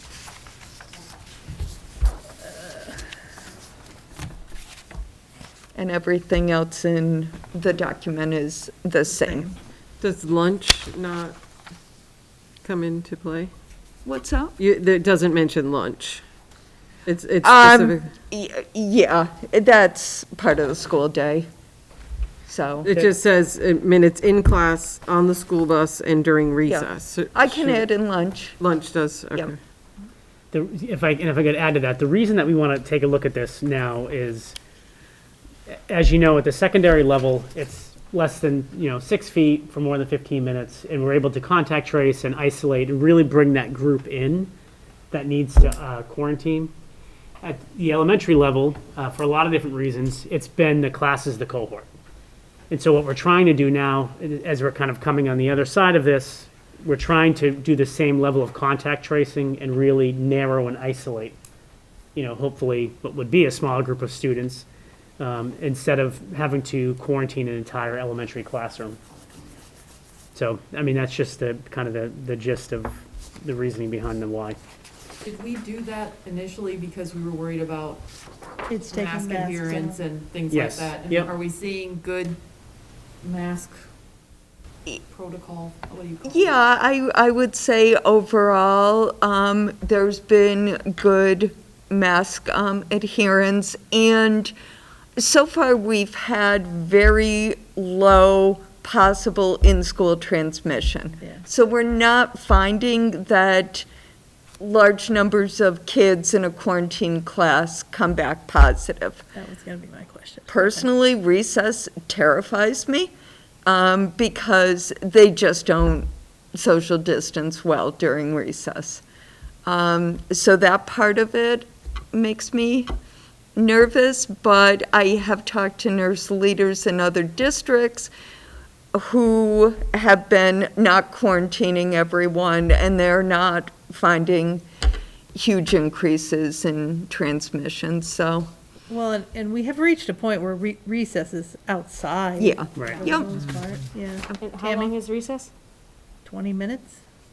20 minutes? Yeah, about Yeah, that. by the time they get out. More than and- 15. Well, that is exactly what I was, Yeah. I didn't know how long we were out there, but, I don't know. the Are out- they staying separate by class at recess, or is that a concern too? Yes, because if you mix classes, then contact tracing just gets Well, that much more And that's complicated. the wacky thing on the guidance from the Department of Education. They're recommending that classes don't need to separate anymore, and they can be 3 feet apart. And you Yeah, don't- well. And you don't have to separate, so, yeah. It kind of goes back to like, are we in this or are we not in this? Yeah. It's Yeah. like, you know, but, so we're. I think it would We're just, not mixing. it's We're not mixing going to be a lot just to make sure, who, this child was playing with. And then if you've got other classes who maybe the teacher doesn't know this, It's too then much. Yeah. way too complicated. We're still keeping the classes separate. Yep. So I guess my question goes back to the recess. I mean, does every staff member who's watching recess know who every kid is that can, and are they like They're watching their, copiously taking notes? it's that class, right? It's like that one. Oh, so I don't use that as it's not covered. Okay. In my Well, and school, if it is, if our you're- preps are, that's sort of, we use that as a teacher prep, a recess, and you're covering my class. So But it that is the changes case who in it some, is. it's not a prep, like there, but if you do have, say, like a para is covering your recess and you're not, watching your students outside, it's the same person, like the person knows the Okay, students. so It's not a that's, at random- the end of the day, that's what matters. Yes, it's not a random It's person not- watching the kids. Yeah. Okay. It's not somebody calling Sally, George, or anything like Right. that. Well, just like who's taking these notes? I mean, and God forbid there's a Kids sub. tend to cluster together Same anyway. people all You the kind of time. get the same 5 or 6 kids that are playing Yeah. together, so you kind of know, like the teachers know, oh, Johnny plays with Joe and Ethan and Right. Tim and, that kind of thing. So we're thinking it might be helpful if we're trying here. Good luck. That's all I'm gonna say We're about trying this. not to quarantine an The whole entire class, yeah, you class. don't need to. like, Because we're that's- not finding that when we do, it has served to the benefit of, it's not spreading. Kids aren't positive, which is great, by the way. Like, that's a good thing, but it's. Right. Nor is, So now we nor can is the open- teacher. Right. You can open the windows again. The kids are doing great with the masks. So we're trying to, and we've had good luck at the middle and the high school level with that same structure. So we're trying to adopt it at the elementary level. I've been waiting to see our tents go back up. I'm just gonna throw that out there. That's a Matt? Matt, Our I'll get out there portable, tonight. portable classrooms custodians. We will get those up and running. soon, I'm sure. Yep. I do have one question. For elementary school, it says to send a communication to other families in the student class that there's a positive case in the classroom. They've all been notified because they're all close contacts. So do we want to send a non-close contact letter? At the secondary level, we have not been notifying individual classes that there's a close contact. Just the updates that have been sent. Yeah, it's Right. just the We all get notified notification. Yes, everybody's notified anyone. So I don't think you have to do separate. Everybody's notified. Yeah, because it says you have been notified directly if you are a close Yeah. contact, Yeah. so Yeah. that email seems to cover it. Yep. So I will revise that wording, that the close contacts will be notified and not the entire class. Because it's not class-specific, right? Usually those When I send it, emails it's- just say MES. Right. Cases at blank school and, yeah. Right. Yeah, Yeah. close contacts have been Yeah, notified. most of the time you don't even say the grade. This almost sounds like it would be an extra email. And an I- extra, Yeah, it would be. Not necessary. No, however you do it at the other schools. Just do the same, Consistent. Do the same. same process, Yep. okay. Yeah. Yeah. Yeah, just, we speak to all the close contacts and then I email them. That's sufficient. That sounds good. We have to vote on that. Yes, because they're changing the policy. So, I make a motion to change change as the amended. recommended COVID-19 handbook. But As read and as amended by, I was just gonna say, I was trying to figure that part out. As read with the amendment discussed lunch. regarding, adding lunch and removing separate class letter. Okay, is there a second? Second. I'll second. Oh, all right, I'm taking Tim. He has a deeper voice. It was good. I heard him. I could figure out whose it was, but I heard Sarah too. I heard Sarah too. Any discussion? All those in favor say aye. Aye. Anyone opposed? Any abstention? All right, thank you, Karen. Thanks, Karen. Thank you. I guess I have one last question. Lunch isn't listed in the high school. Is that something that should be added in? Are they in a common place for lunch, or are they in their classroom? No, they're in the CAF. Then it should be added. Okay. Well, are you counting lunch close contacts right now in the high school? Yeah. Okay. I don't want to change what we're doing, but if it was already being done and just Yeah. not written. It's just not written specifically Delineated. that lunch. Yeah, I mean, I think lunch is the most, I With mean, their you have mask no off. masks. Yeah. Yeah. Yeah. But it was already being considered. Yeah, Right. doing it, so. Which is why there's seating. Thanks, Karen. Thank you. Appreciate it, thank you. Thank you. And my last item for my report this evening is in your packet. We are looking for approval for a district social worker. It is a 12-month, will be a year-round position, an individual contract.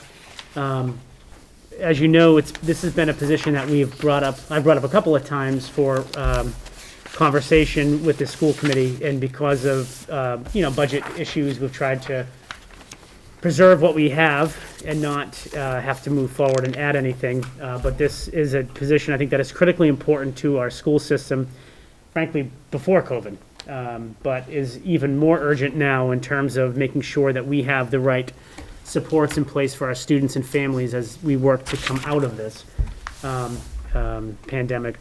And what I will say is the salary range for the position, we're looking between 70 and 80,000, will be covered by ESSER 3. So it will be a grant position, grant-funded position at first, but I will be coming back to the committee asking to add it to our budget.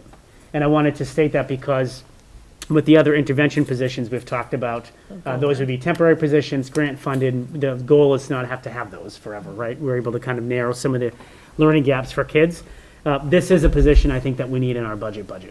But we would look to fund this for the next 2 fiscal years, maybe beyond that, depending upon the ESSER restrictions, so possibly beyond even 2 years from our ESSER 3 money. But I do want to make sure to state I will be asking the committee to add it at a much later date to our district budget. So ESSER should cover it for 2 years? At least. Okay. Yeah, and if allowed, maybe in a third. Maybe third, Yeah.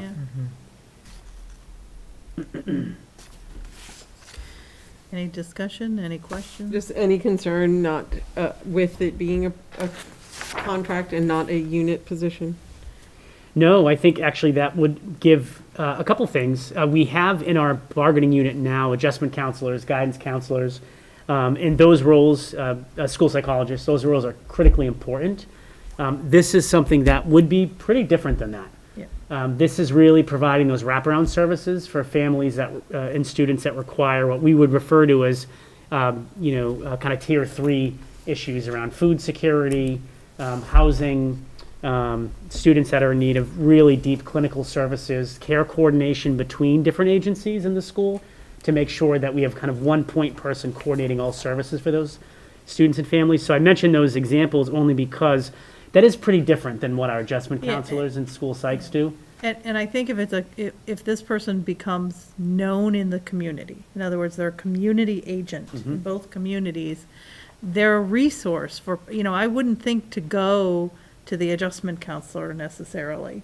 But if I knew there was a social worker in town, a social worker, and I needed to connect to certain services or certain agencies and somebody, it's like a one-stop shopping for me as a parent. I think that's a huge benefit to the entire community, because there are a lot of times that crisis is family crisis that impacts learning, but it's family crisis, not classroom crisis. Exactly, Jane, and it fits very specifically into our district blueprint for improvement around that third bucket area of the whole child. So we talk about minimizing those non-academic issues. This individual would work in doing that care coordination and plan coordination for those students most at risk that need that level of support. And one of the things that I think is critically important about this role, and I know we've talked about it before, and if you're in education, as a profession, you see it too, but there are big chunks of time we're not with our students. Right. And so we think about summer breaks, we think about vacations, and frankly, the students that we worry about the most, they're off. They're off, and we don't, we're not sure what they're doing. We're not sure, we're trying to follow up and stay on top of their summer services and programming, but we really don't know. And so one of the first plans of action for this individual will be to work directly with the guidance and adjustment counselors, identifying those tier 3 students and families, and developing those care plans for this summer. This summer is going to be a critically important transition for those students and families. We're really worried, particularly as we near the end of August, for example, just with the food program.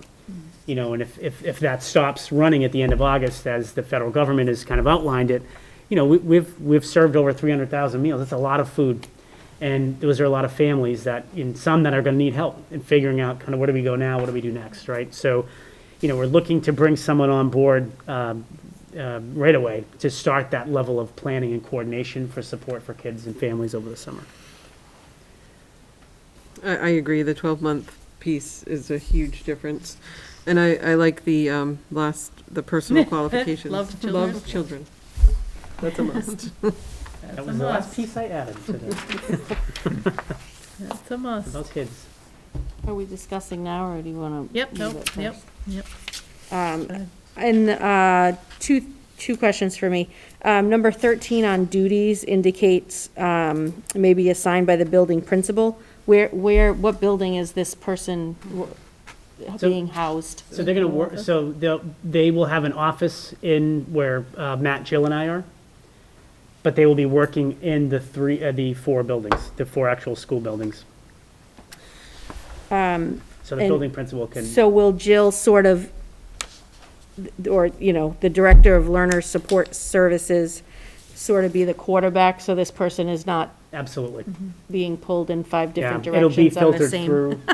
You will be the gatekeeper? That's a great question, That's Tammy. in the second sentence of the paragraph up at the top. The social worker is directly responsible to the director of learner support services.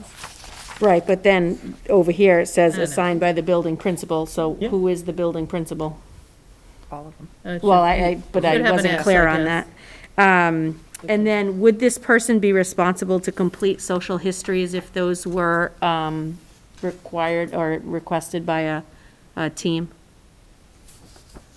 You want to speak to that, Jill?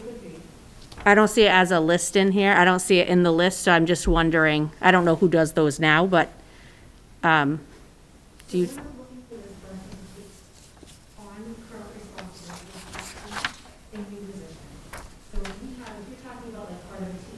Jill, do you want to join us so the folks at So home number can hear? 7 says this person is part of team meetings as needed. Oh, it does actually say, I'm sorry, Jill. Yep, The it does- it second does half list of that does say that they're gonna do social histories. Sorry, I missed it. Thank you.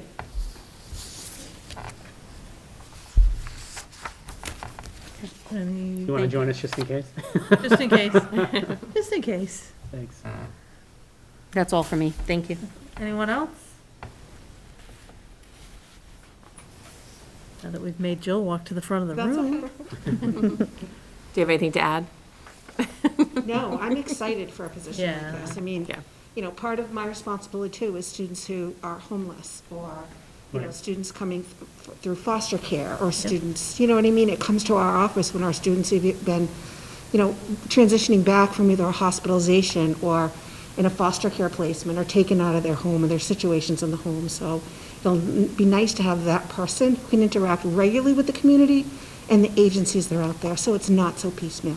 Jill, I was sharing the example with Jane recently, the family, our Millville family that became homeless, and you and I were scrambling, trying to find a place for them temporarily, and then connected with Worcester, their housing authority, to try to help coordinate permanent housing for the family. Yeah. And we got it done, but it was, Correct, because we have responsibilities, you know what I mean, when it Right. comes to our families who, you know, have some of these situations. but it would be great to have a real clinical social worker that actually knows, like, they can pick up the phone and call, and we were scrambling, frankly, trying to Oh, yeah, find they permanent know these housing and temporary resources. Okay. housing, which we did, but it was, you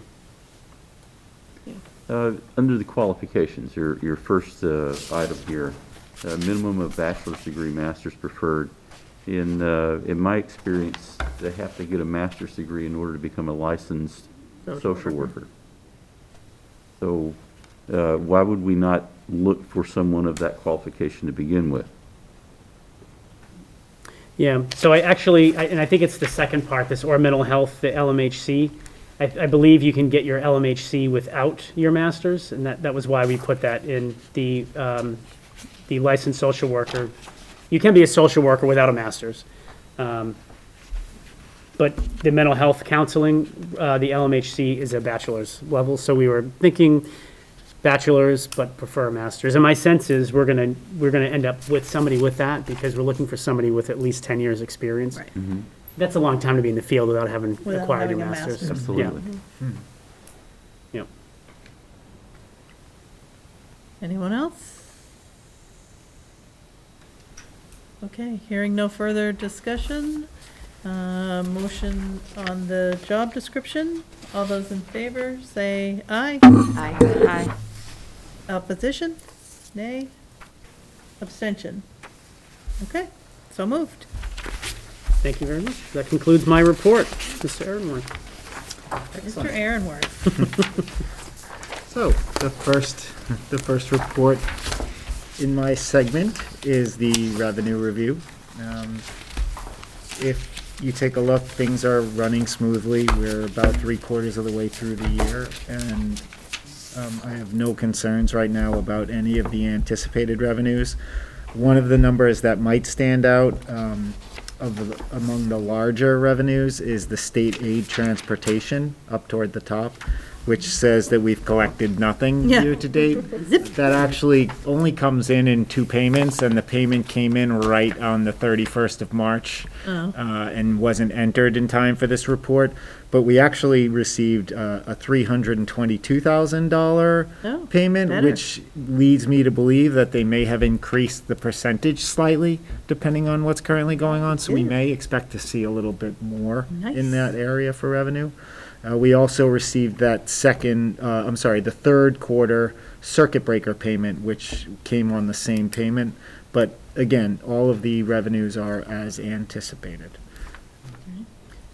I don't know if there are any questions regarding revenue streams. Anyone? Just a general comment of how hard this is to read. Get the size and the colors. It's the red on the colors is really hard. Okay. Sorry. Yeah. I will get those, Change that for the next. change them to black.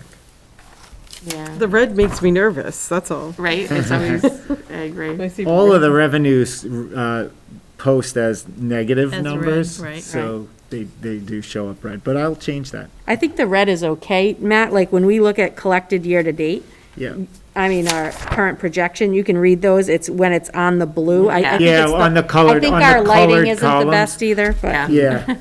I definitely, I'll adjust the colors Well, on the and for those of columns. us up there in age, I was it just gonna say, doesn't we matter won't what go in color it there. is, because the size is about yay big. I will See if we can blow adjust it the up in color. colors and provide magnifying Make it glasses. bigger. I hear there's some big paper over at Christina NES. has some Is she over there? No? Butcher block, we'll get the big butcher block. Well, wait till you get to the next page, because the typing got even smaller. But the colors are The colors are crisper. black, except for the red and the green. The red really is red. The red really Yeah, is the red red on means this red one. This is the one you Yeah. really look at the red. In the expenditure review, as we've discussed, there's the two sections. There's our general fund expenditure review. You can see that we still are showing the same savings in those areas that we had cut back on in the beginning of when we were developing this budget, because we had concerns about being able to fund the positions with iffy state revenues. So there's nothing on the expenditures that seems out of the ordinary. Again, we were anticipating those savings, so at the bottom of the general fund expenditures, you'll see that it's in the black by about $760,000. If you move to the second page of the expenditure review, which includes the grants and our newly acquired COVID expenditures, that's where you'll see more red numbers, mainly in the COVID area and our emergency COVID expenses.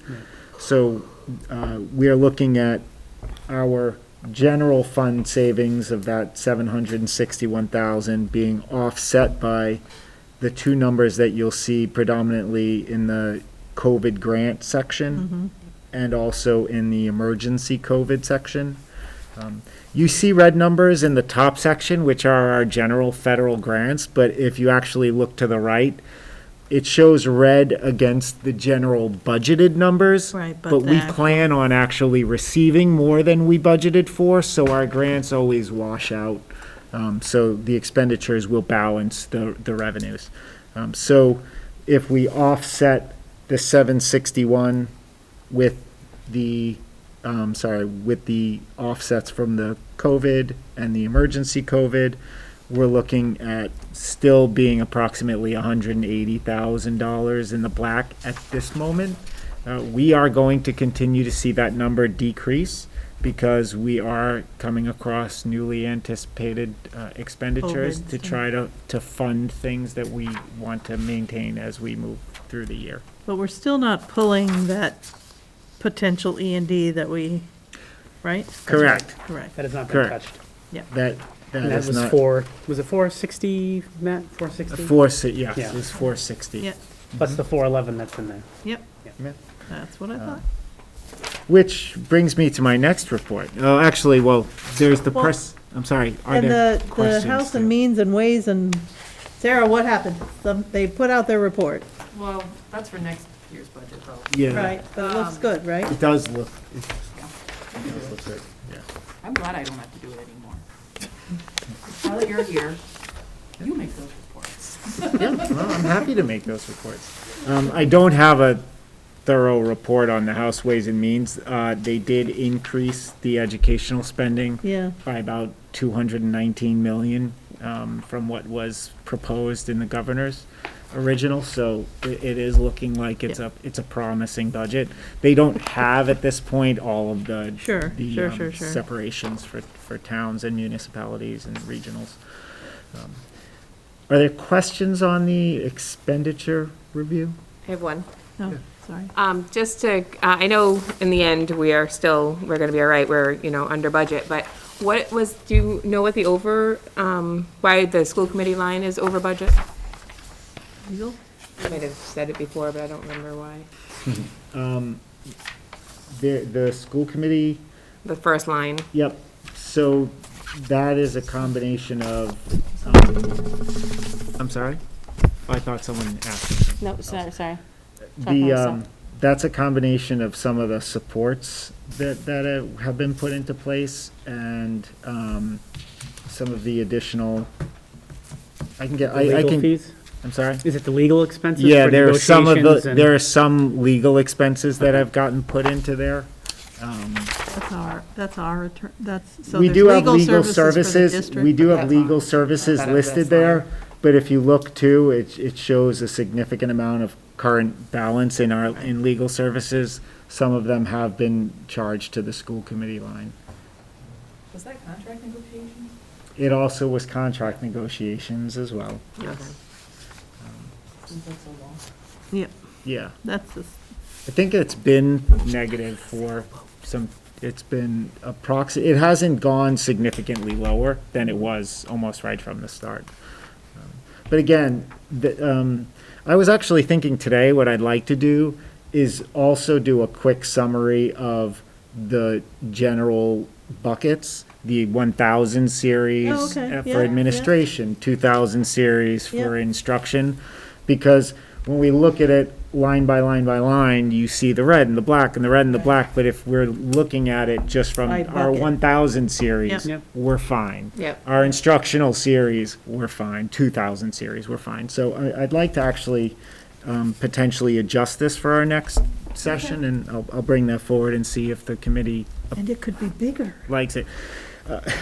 I could put that on a separate page, and it would be like 4 numbers, and it would be Bigger. huge. Although I like the detail too, so I can't No, say. yeah. No, I will keep I will keep the details. Because then we're just gonna ask you, well, what's under that? Right, exactly, exactly.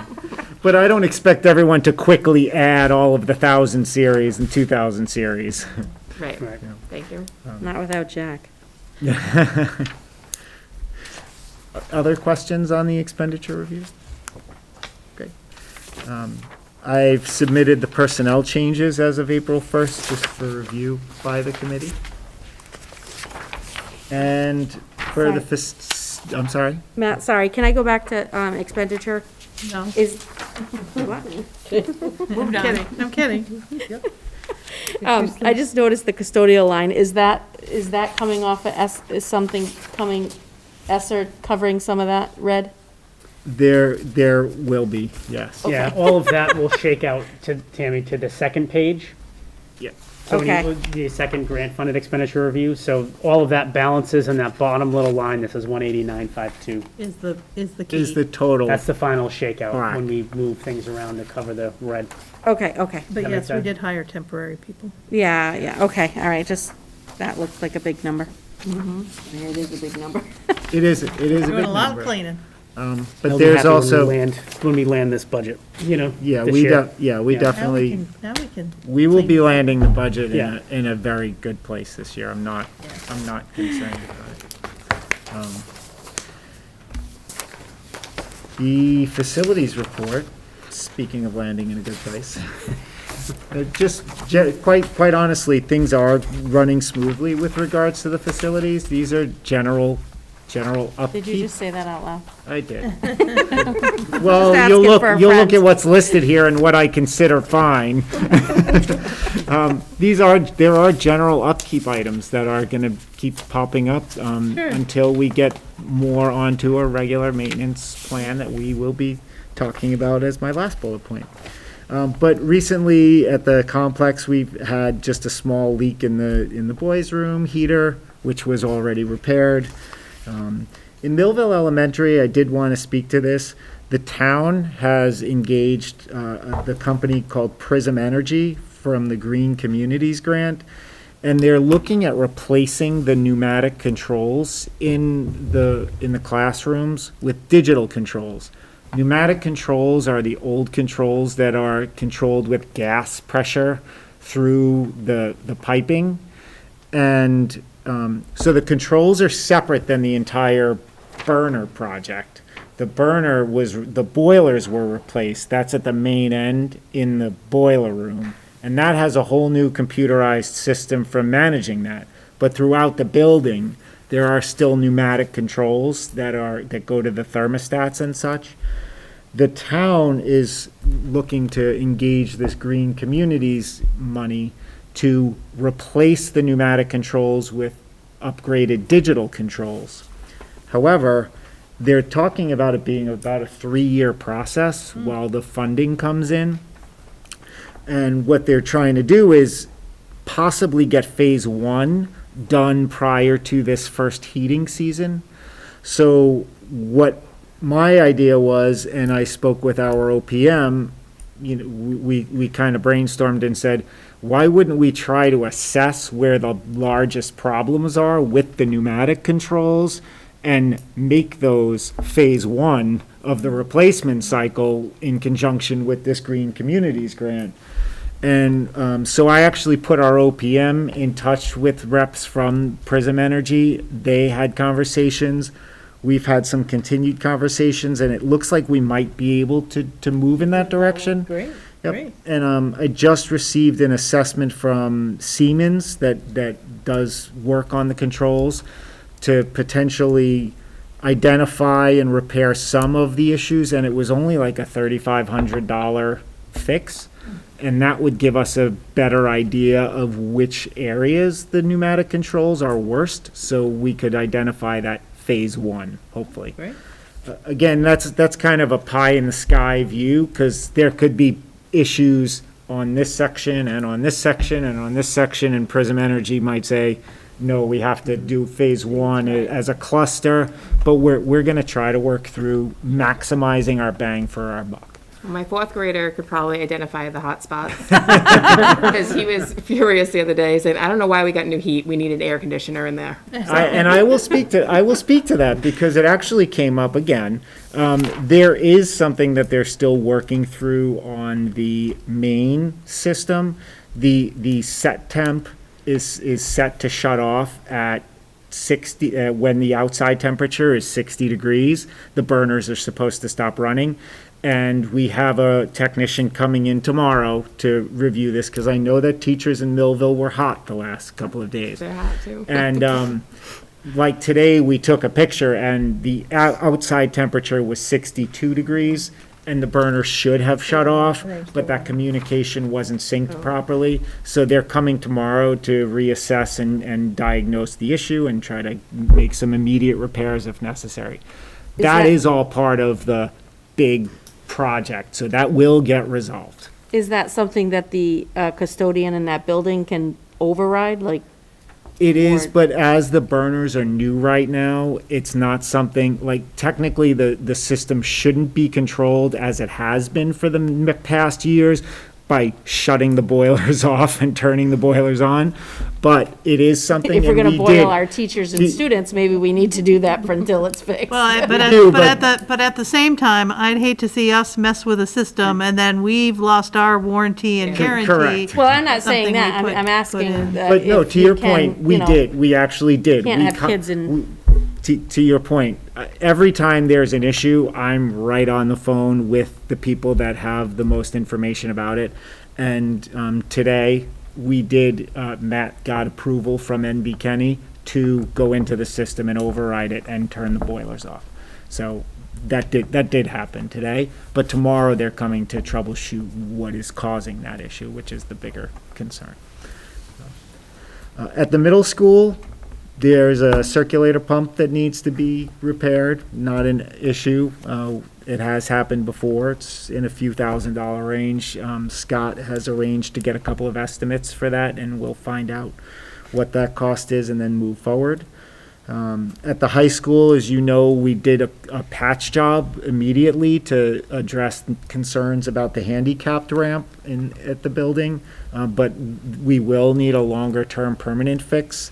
We've gotten estimates about $6,500 for that. And there are a number of leaks through the boys' locker room that have currently been shut off.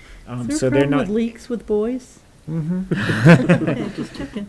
And it is a lot of times connected to the urinals and the flushometers, so it's not just the fact that it's the boys.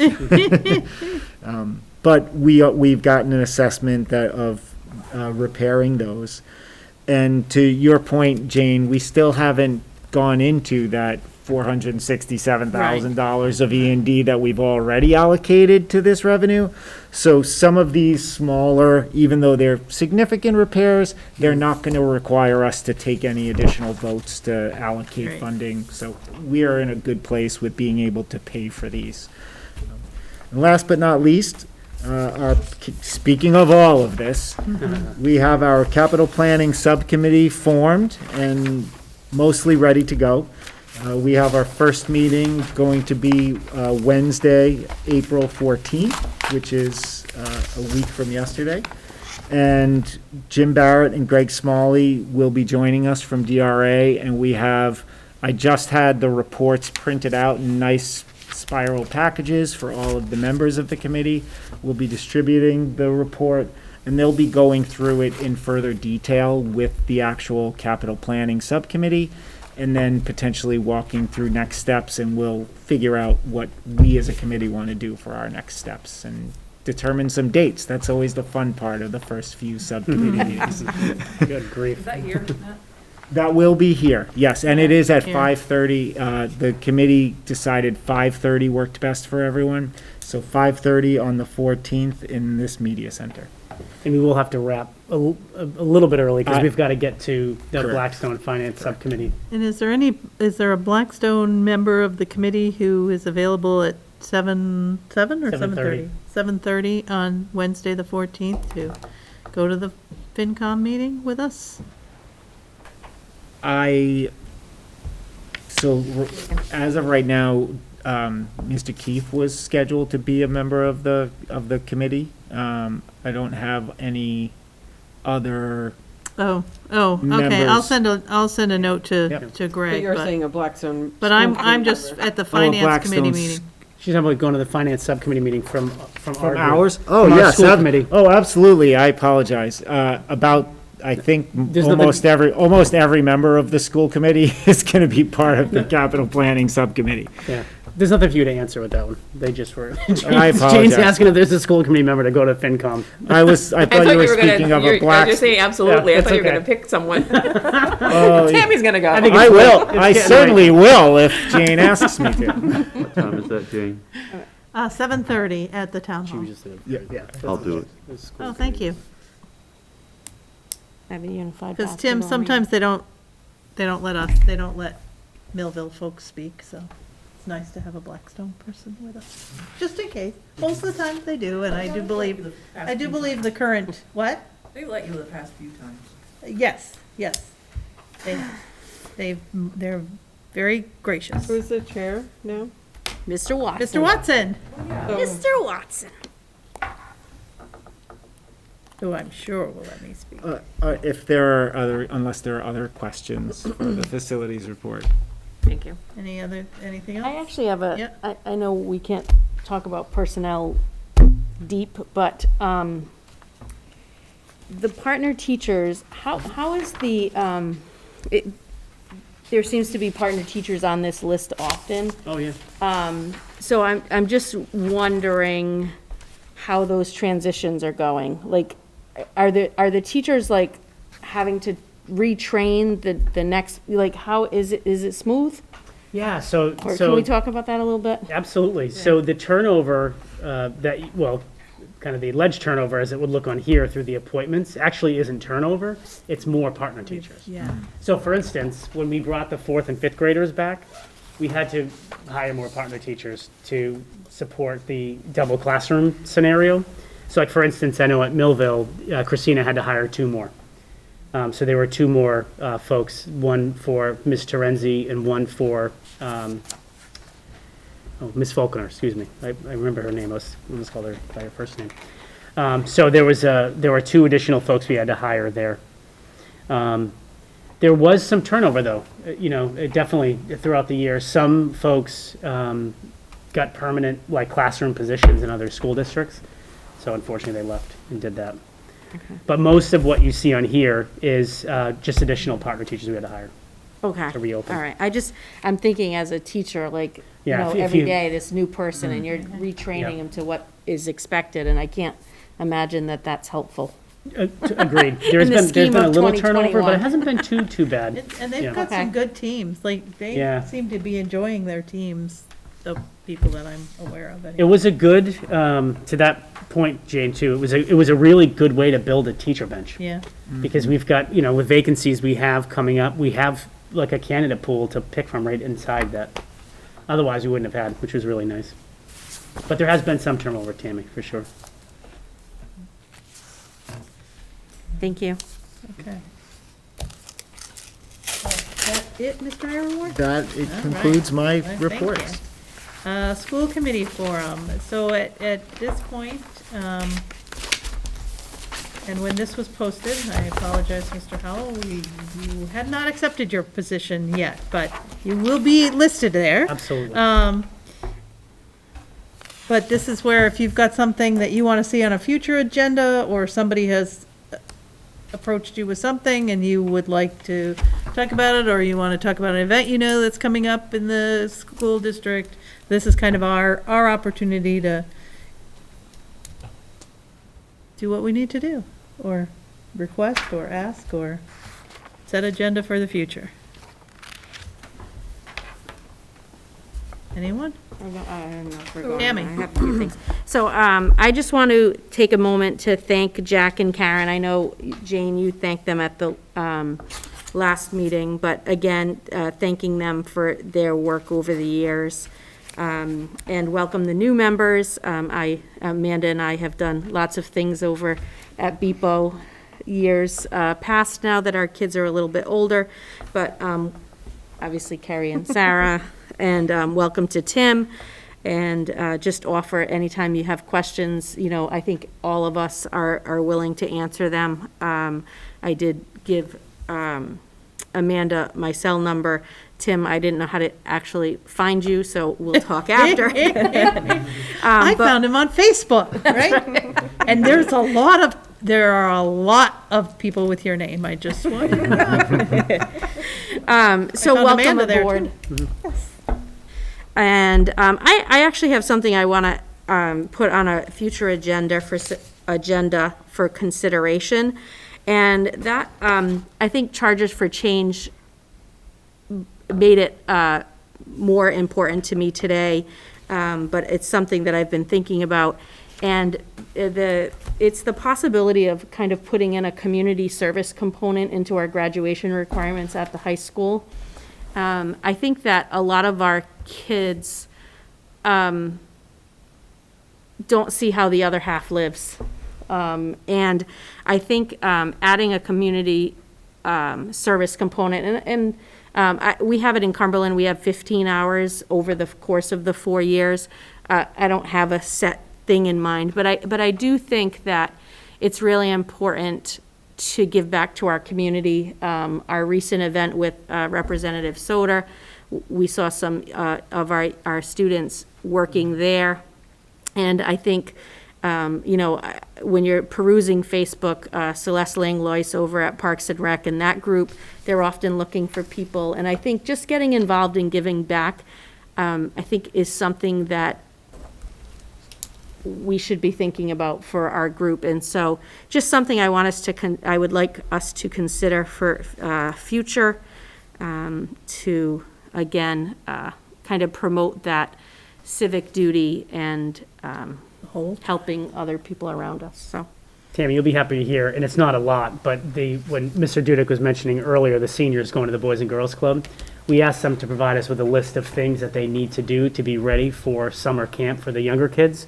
So they've given us a list, and the high school's working on grouping the seniors into small groups so that they can get that community service done in the first 3 hours, and then we'll do a barbecue and some team building Oh, stuff. okay, great. So it is nowhere at all what you're saying, but I'm glad that they can do something before they leave. I mean, being you able know? to, I mean, it's sort of like when the group that did the back shed, I don't know if that was Mr. Dillette, I forget who did it, if it was Keith Ducharme or Mr. Diletto, but, you know, when they did the track shed, you know, I mean, I think kids really got a sense of goodness by doing that, and I think it's important. And I think for some of these kids, we're living, I mean, COVID has brought a much more sheltered life for everyone, and I think some people have just gotten so comfortable that they don't even go to the library. They don't, you know, I don't know if we can go to our library this week, but in general, I just think it helps you kind of get out and spread your wings a little bit.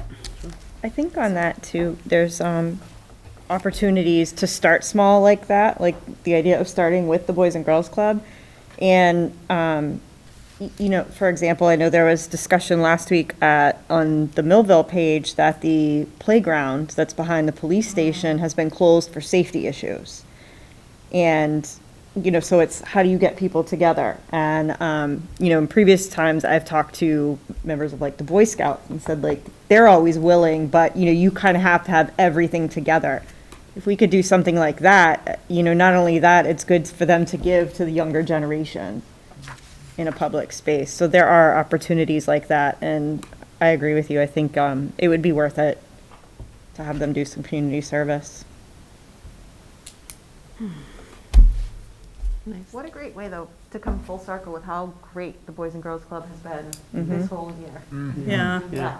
To what they've done. Well, in so many of their lives. Yep. I mean. That was like the concept behind it. It was like, let's Right. go back to where it started, because I know a lot of these kids have gone through there. Yep. And they're this quiet little gem down there that really just does great things for kids, and they're kind of, they're just quiet and they do their thing, and they just donated, it's unbelievable, they just donated hundreds of books to our school system. It's not done yet, but like they gave us a list of all brand new titles that our teachers went through. They're really geared for the younger students, so we had Millville's teachers go through them and identify how many copies they wanted of each, and we're picking them up tomorrow to bring them. The teachers are just, they're like fun books for kids, it's not like part of a reading series or like a reading program, but it's like pleasure reading, like nice Disney books, and it was just, they're very kind. They're very gracious, and we appreciate them a lot. They're a great part of the community. And They really I think a lot are. of people don't realize how much they do for kids, especially if they move into town, at that middle school stage where kids get freedom and they can sign in and leave, but you don't realize how much they do for that younger sect. And I think during COVID, obviously, they Yes. have stepped up immensely.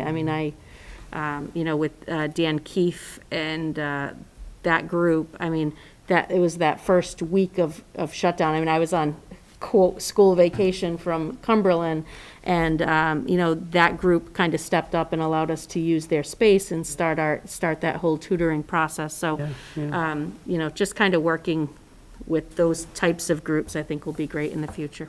Definitely. Great idea. Thanks, Tammy. Anyone else?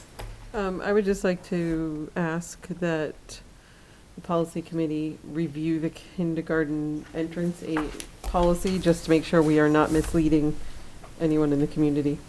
I'm not saying it needs to come back here, just the subcommittee to review the wording.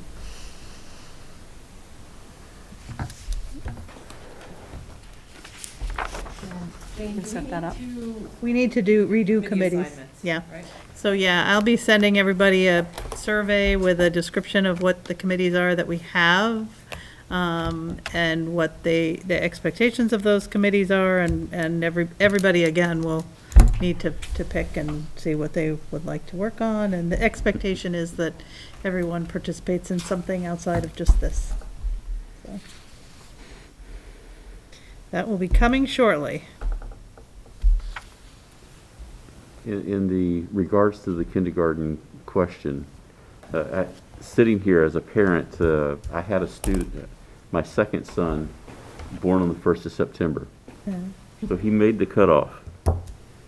He did well until he got to middle school. In middle school, he got held back. He just wasn't academically putting forth the effort that it needed to take place so that he could move forward. I'm sorry. No, go ahead.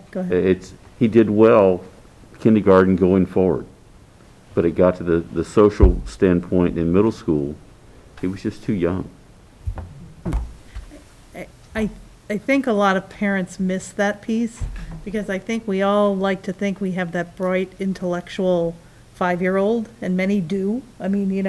With the reading materials that are out there, the computer technology that's out there, there are some pretty smart 5-year-olds. But the maturity of a 17-year-old graduate versus an 18 or 19-year-old graduate is significantly different. And if you have to pay for an extra year of that 5th-year student that we keep talking about, it's a lot more expensive to send them to a private school for a 5th-year senior to increase the maturity than it is to do wait an extra year of preschool or kindergarten or whatever. And it's hard. It's hard as that parent with that young kid, because I thought I had a genius on my hands. She was going to conquer the world. Well, getting her out of bed is a chore. It's not just yours, it's everyone's. Right. So it, you know, it's very difficult to hear that message, but I think, you know, in hindsight, it's not just academics, it's maturity too. But I do think to Erin's point, we should make sure that, you know, our policy is clear and dates are important, and if we're not really going to consider anybody, then we shouldn't. Update the wording. And we have, in my time here, we have moved that date. We have.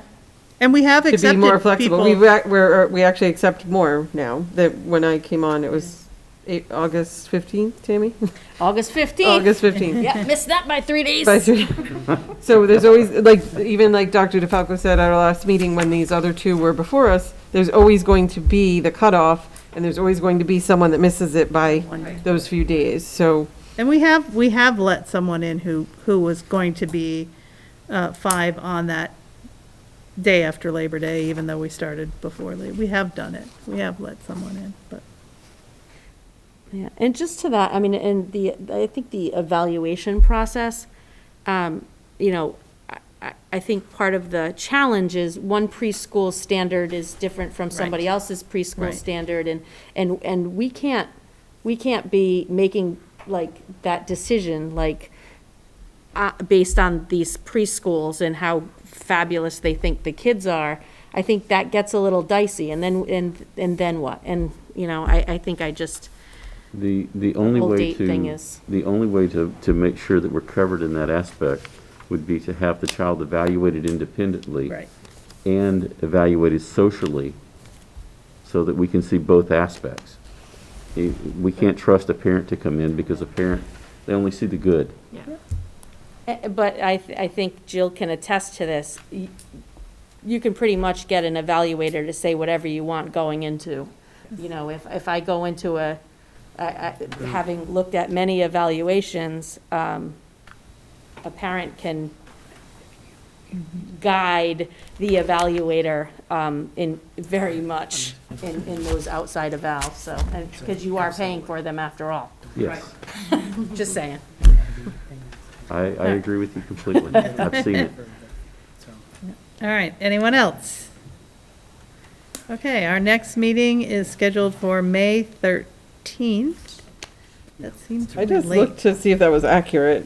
That seems Because the really next late. We one- don't have It looks like we only have April? one in May and one in. Have another April meeting. Because we have vacation week. Because we have the vacation week, yeah. Okay. But then we don't have one early May. We only have one in May, so May we. 13th. So we don't meet again until after the Millville Town meeting. That was why our agenda was really packed tonight. We certainly can schedule another meeting, but we just. Do we anticipate a lot of pushback on the 1% increase for No, we do not we do not, we do not. Put that out there. We do you not. still see my facial expressions through? Yes, we can. Yes, we can. Hear them. I can hear it, yeah, I didn't even need to look at you. It was Okay. just how quickly you How quickly we interjected. digress. It's 9 o'clock, people. At the recent finance way. committee meeting, there were not, the finance board meeting, there Had no weren't a lot of questions. Not one. Just my friend, the town administrator, had some.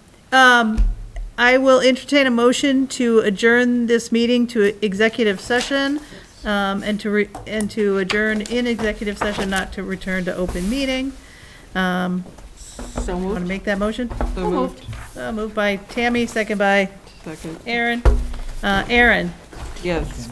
Tara, Yes. Yes. Tammy, Carrie, well, you both said yes, but Amanda, so when we go into executive session, it has to be by roll call vote, and so that's why I go through everybody's name, and then when we adjourn an executive session, it has to be by roll call vote, and there's only 5 reasons we can go in, 8 reasons, I don't know. No, You'll learn in there is the, more. in your, I in think it's the like training, but only Pretty certain a close. number of 9 or reasons. 10 reasons or something, We can, 10, I want to say, maybe Yeah. 10, but executive session, and we are going into executive session to discuss negotiations, Yep.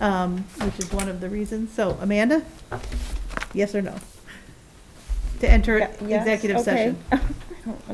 It's a formality, mostly. Sure. I mean, you can say no, but we're still going in it anyway. Tim? Yes. Sarah? Yes. Okay. Jesse, we're good? And is this a stay here or a move to the? No, we should, yeah.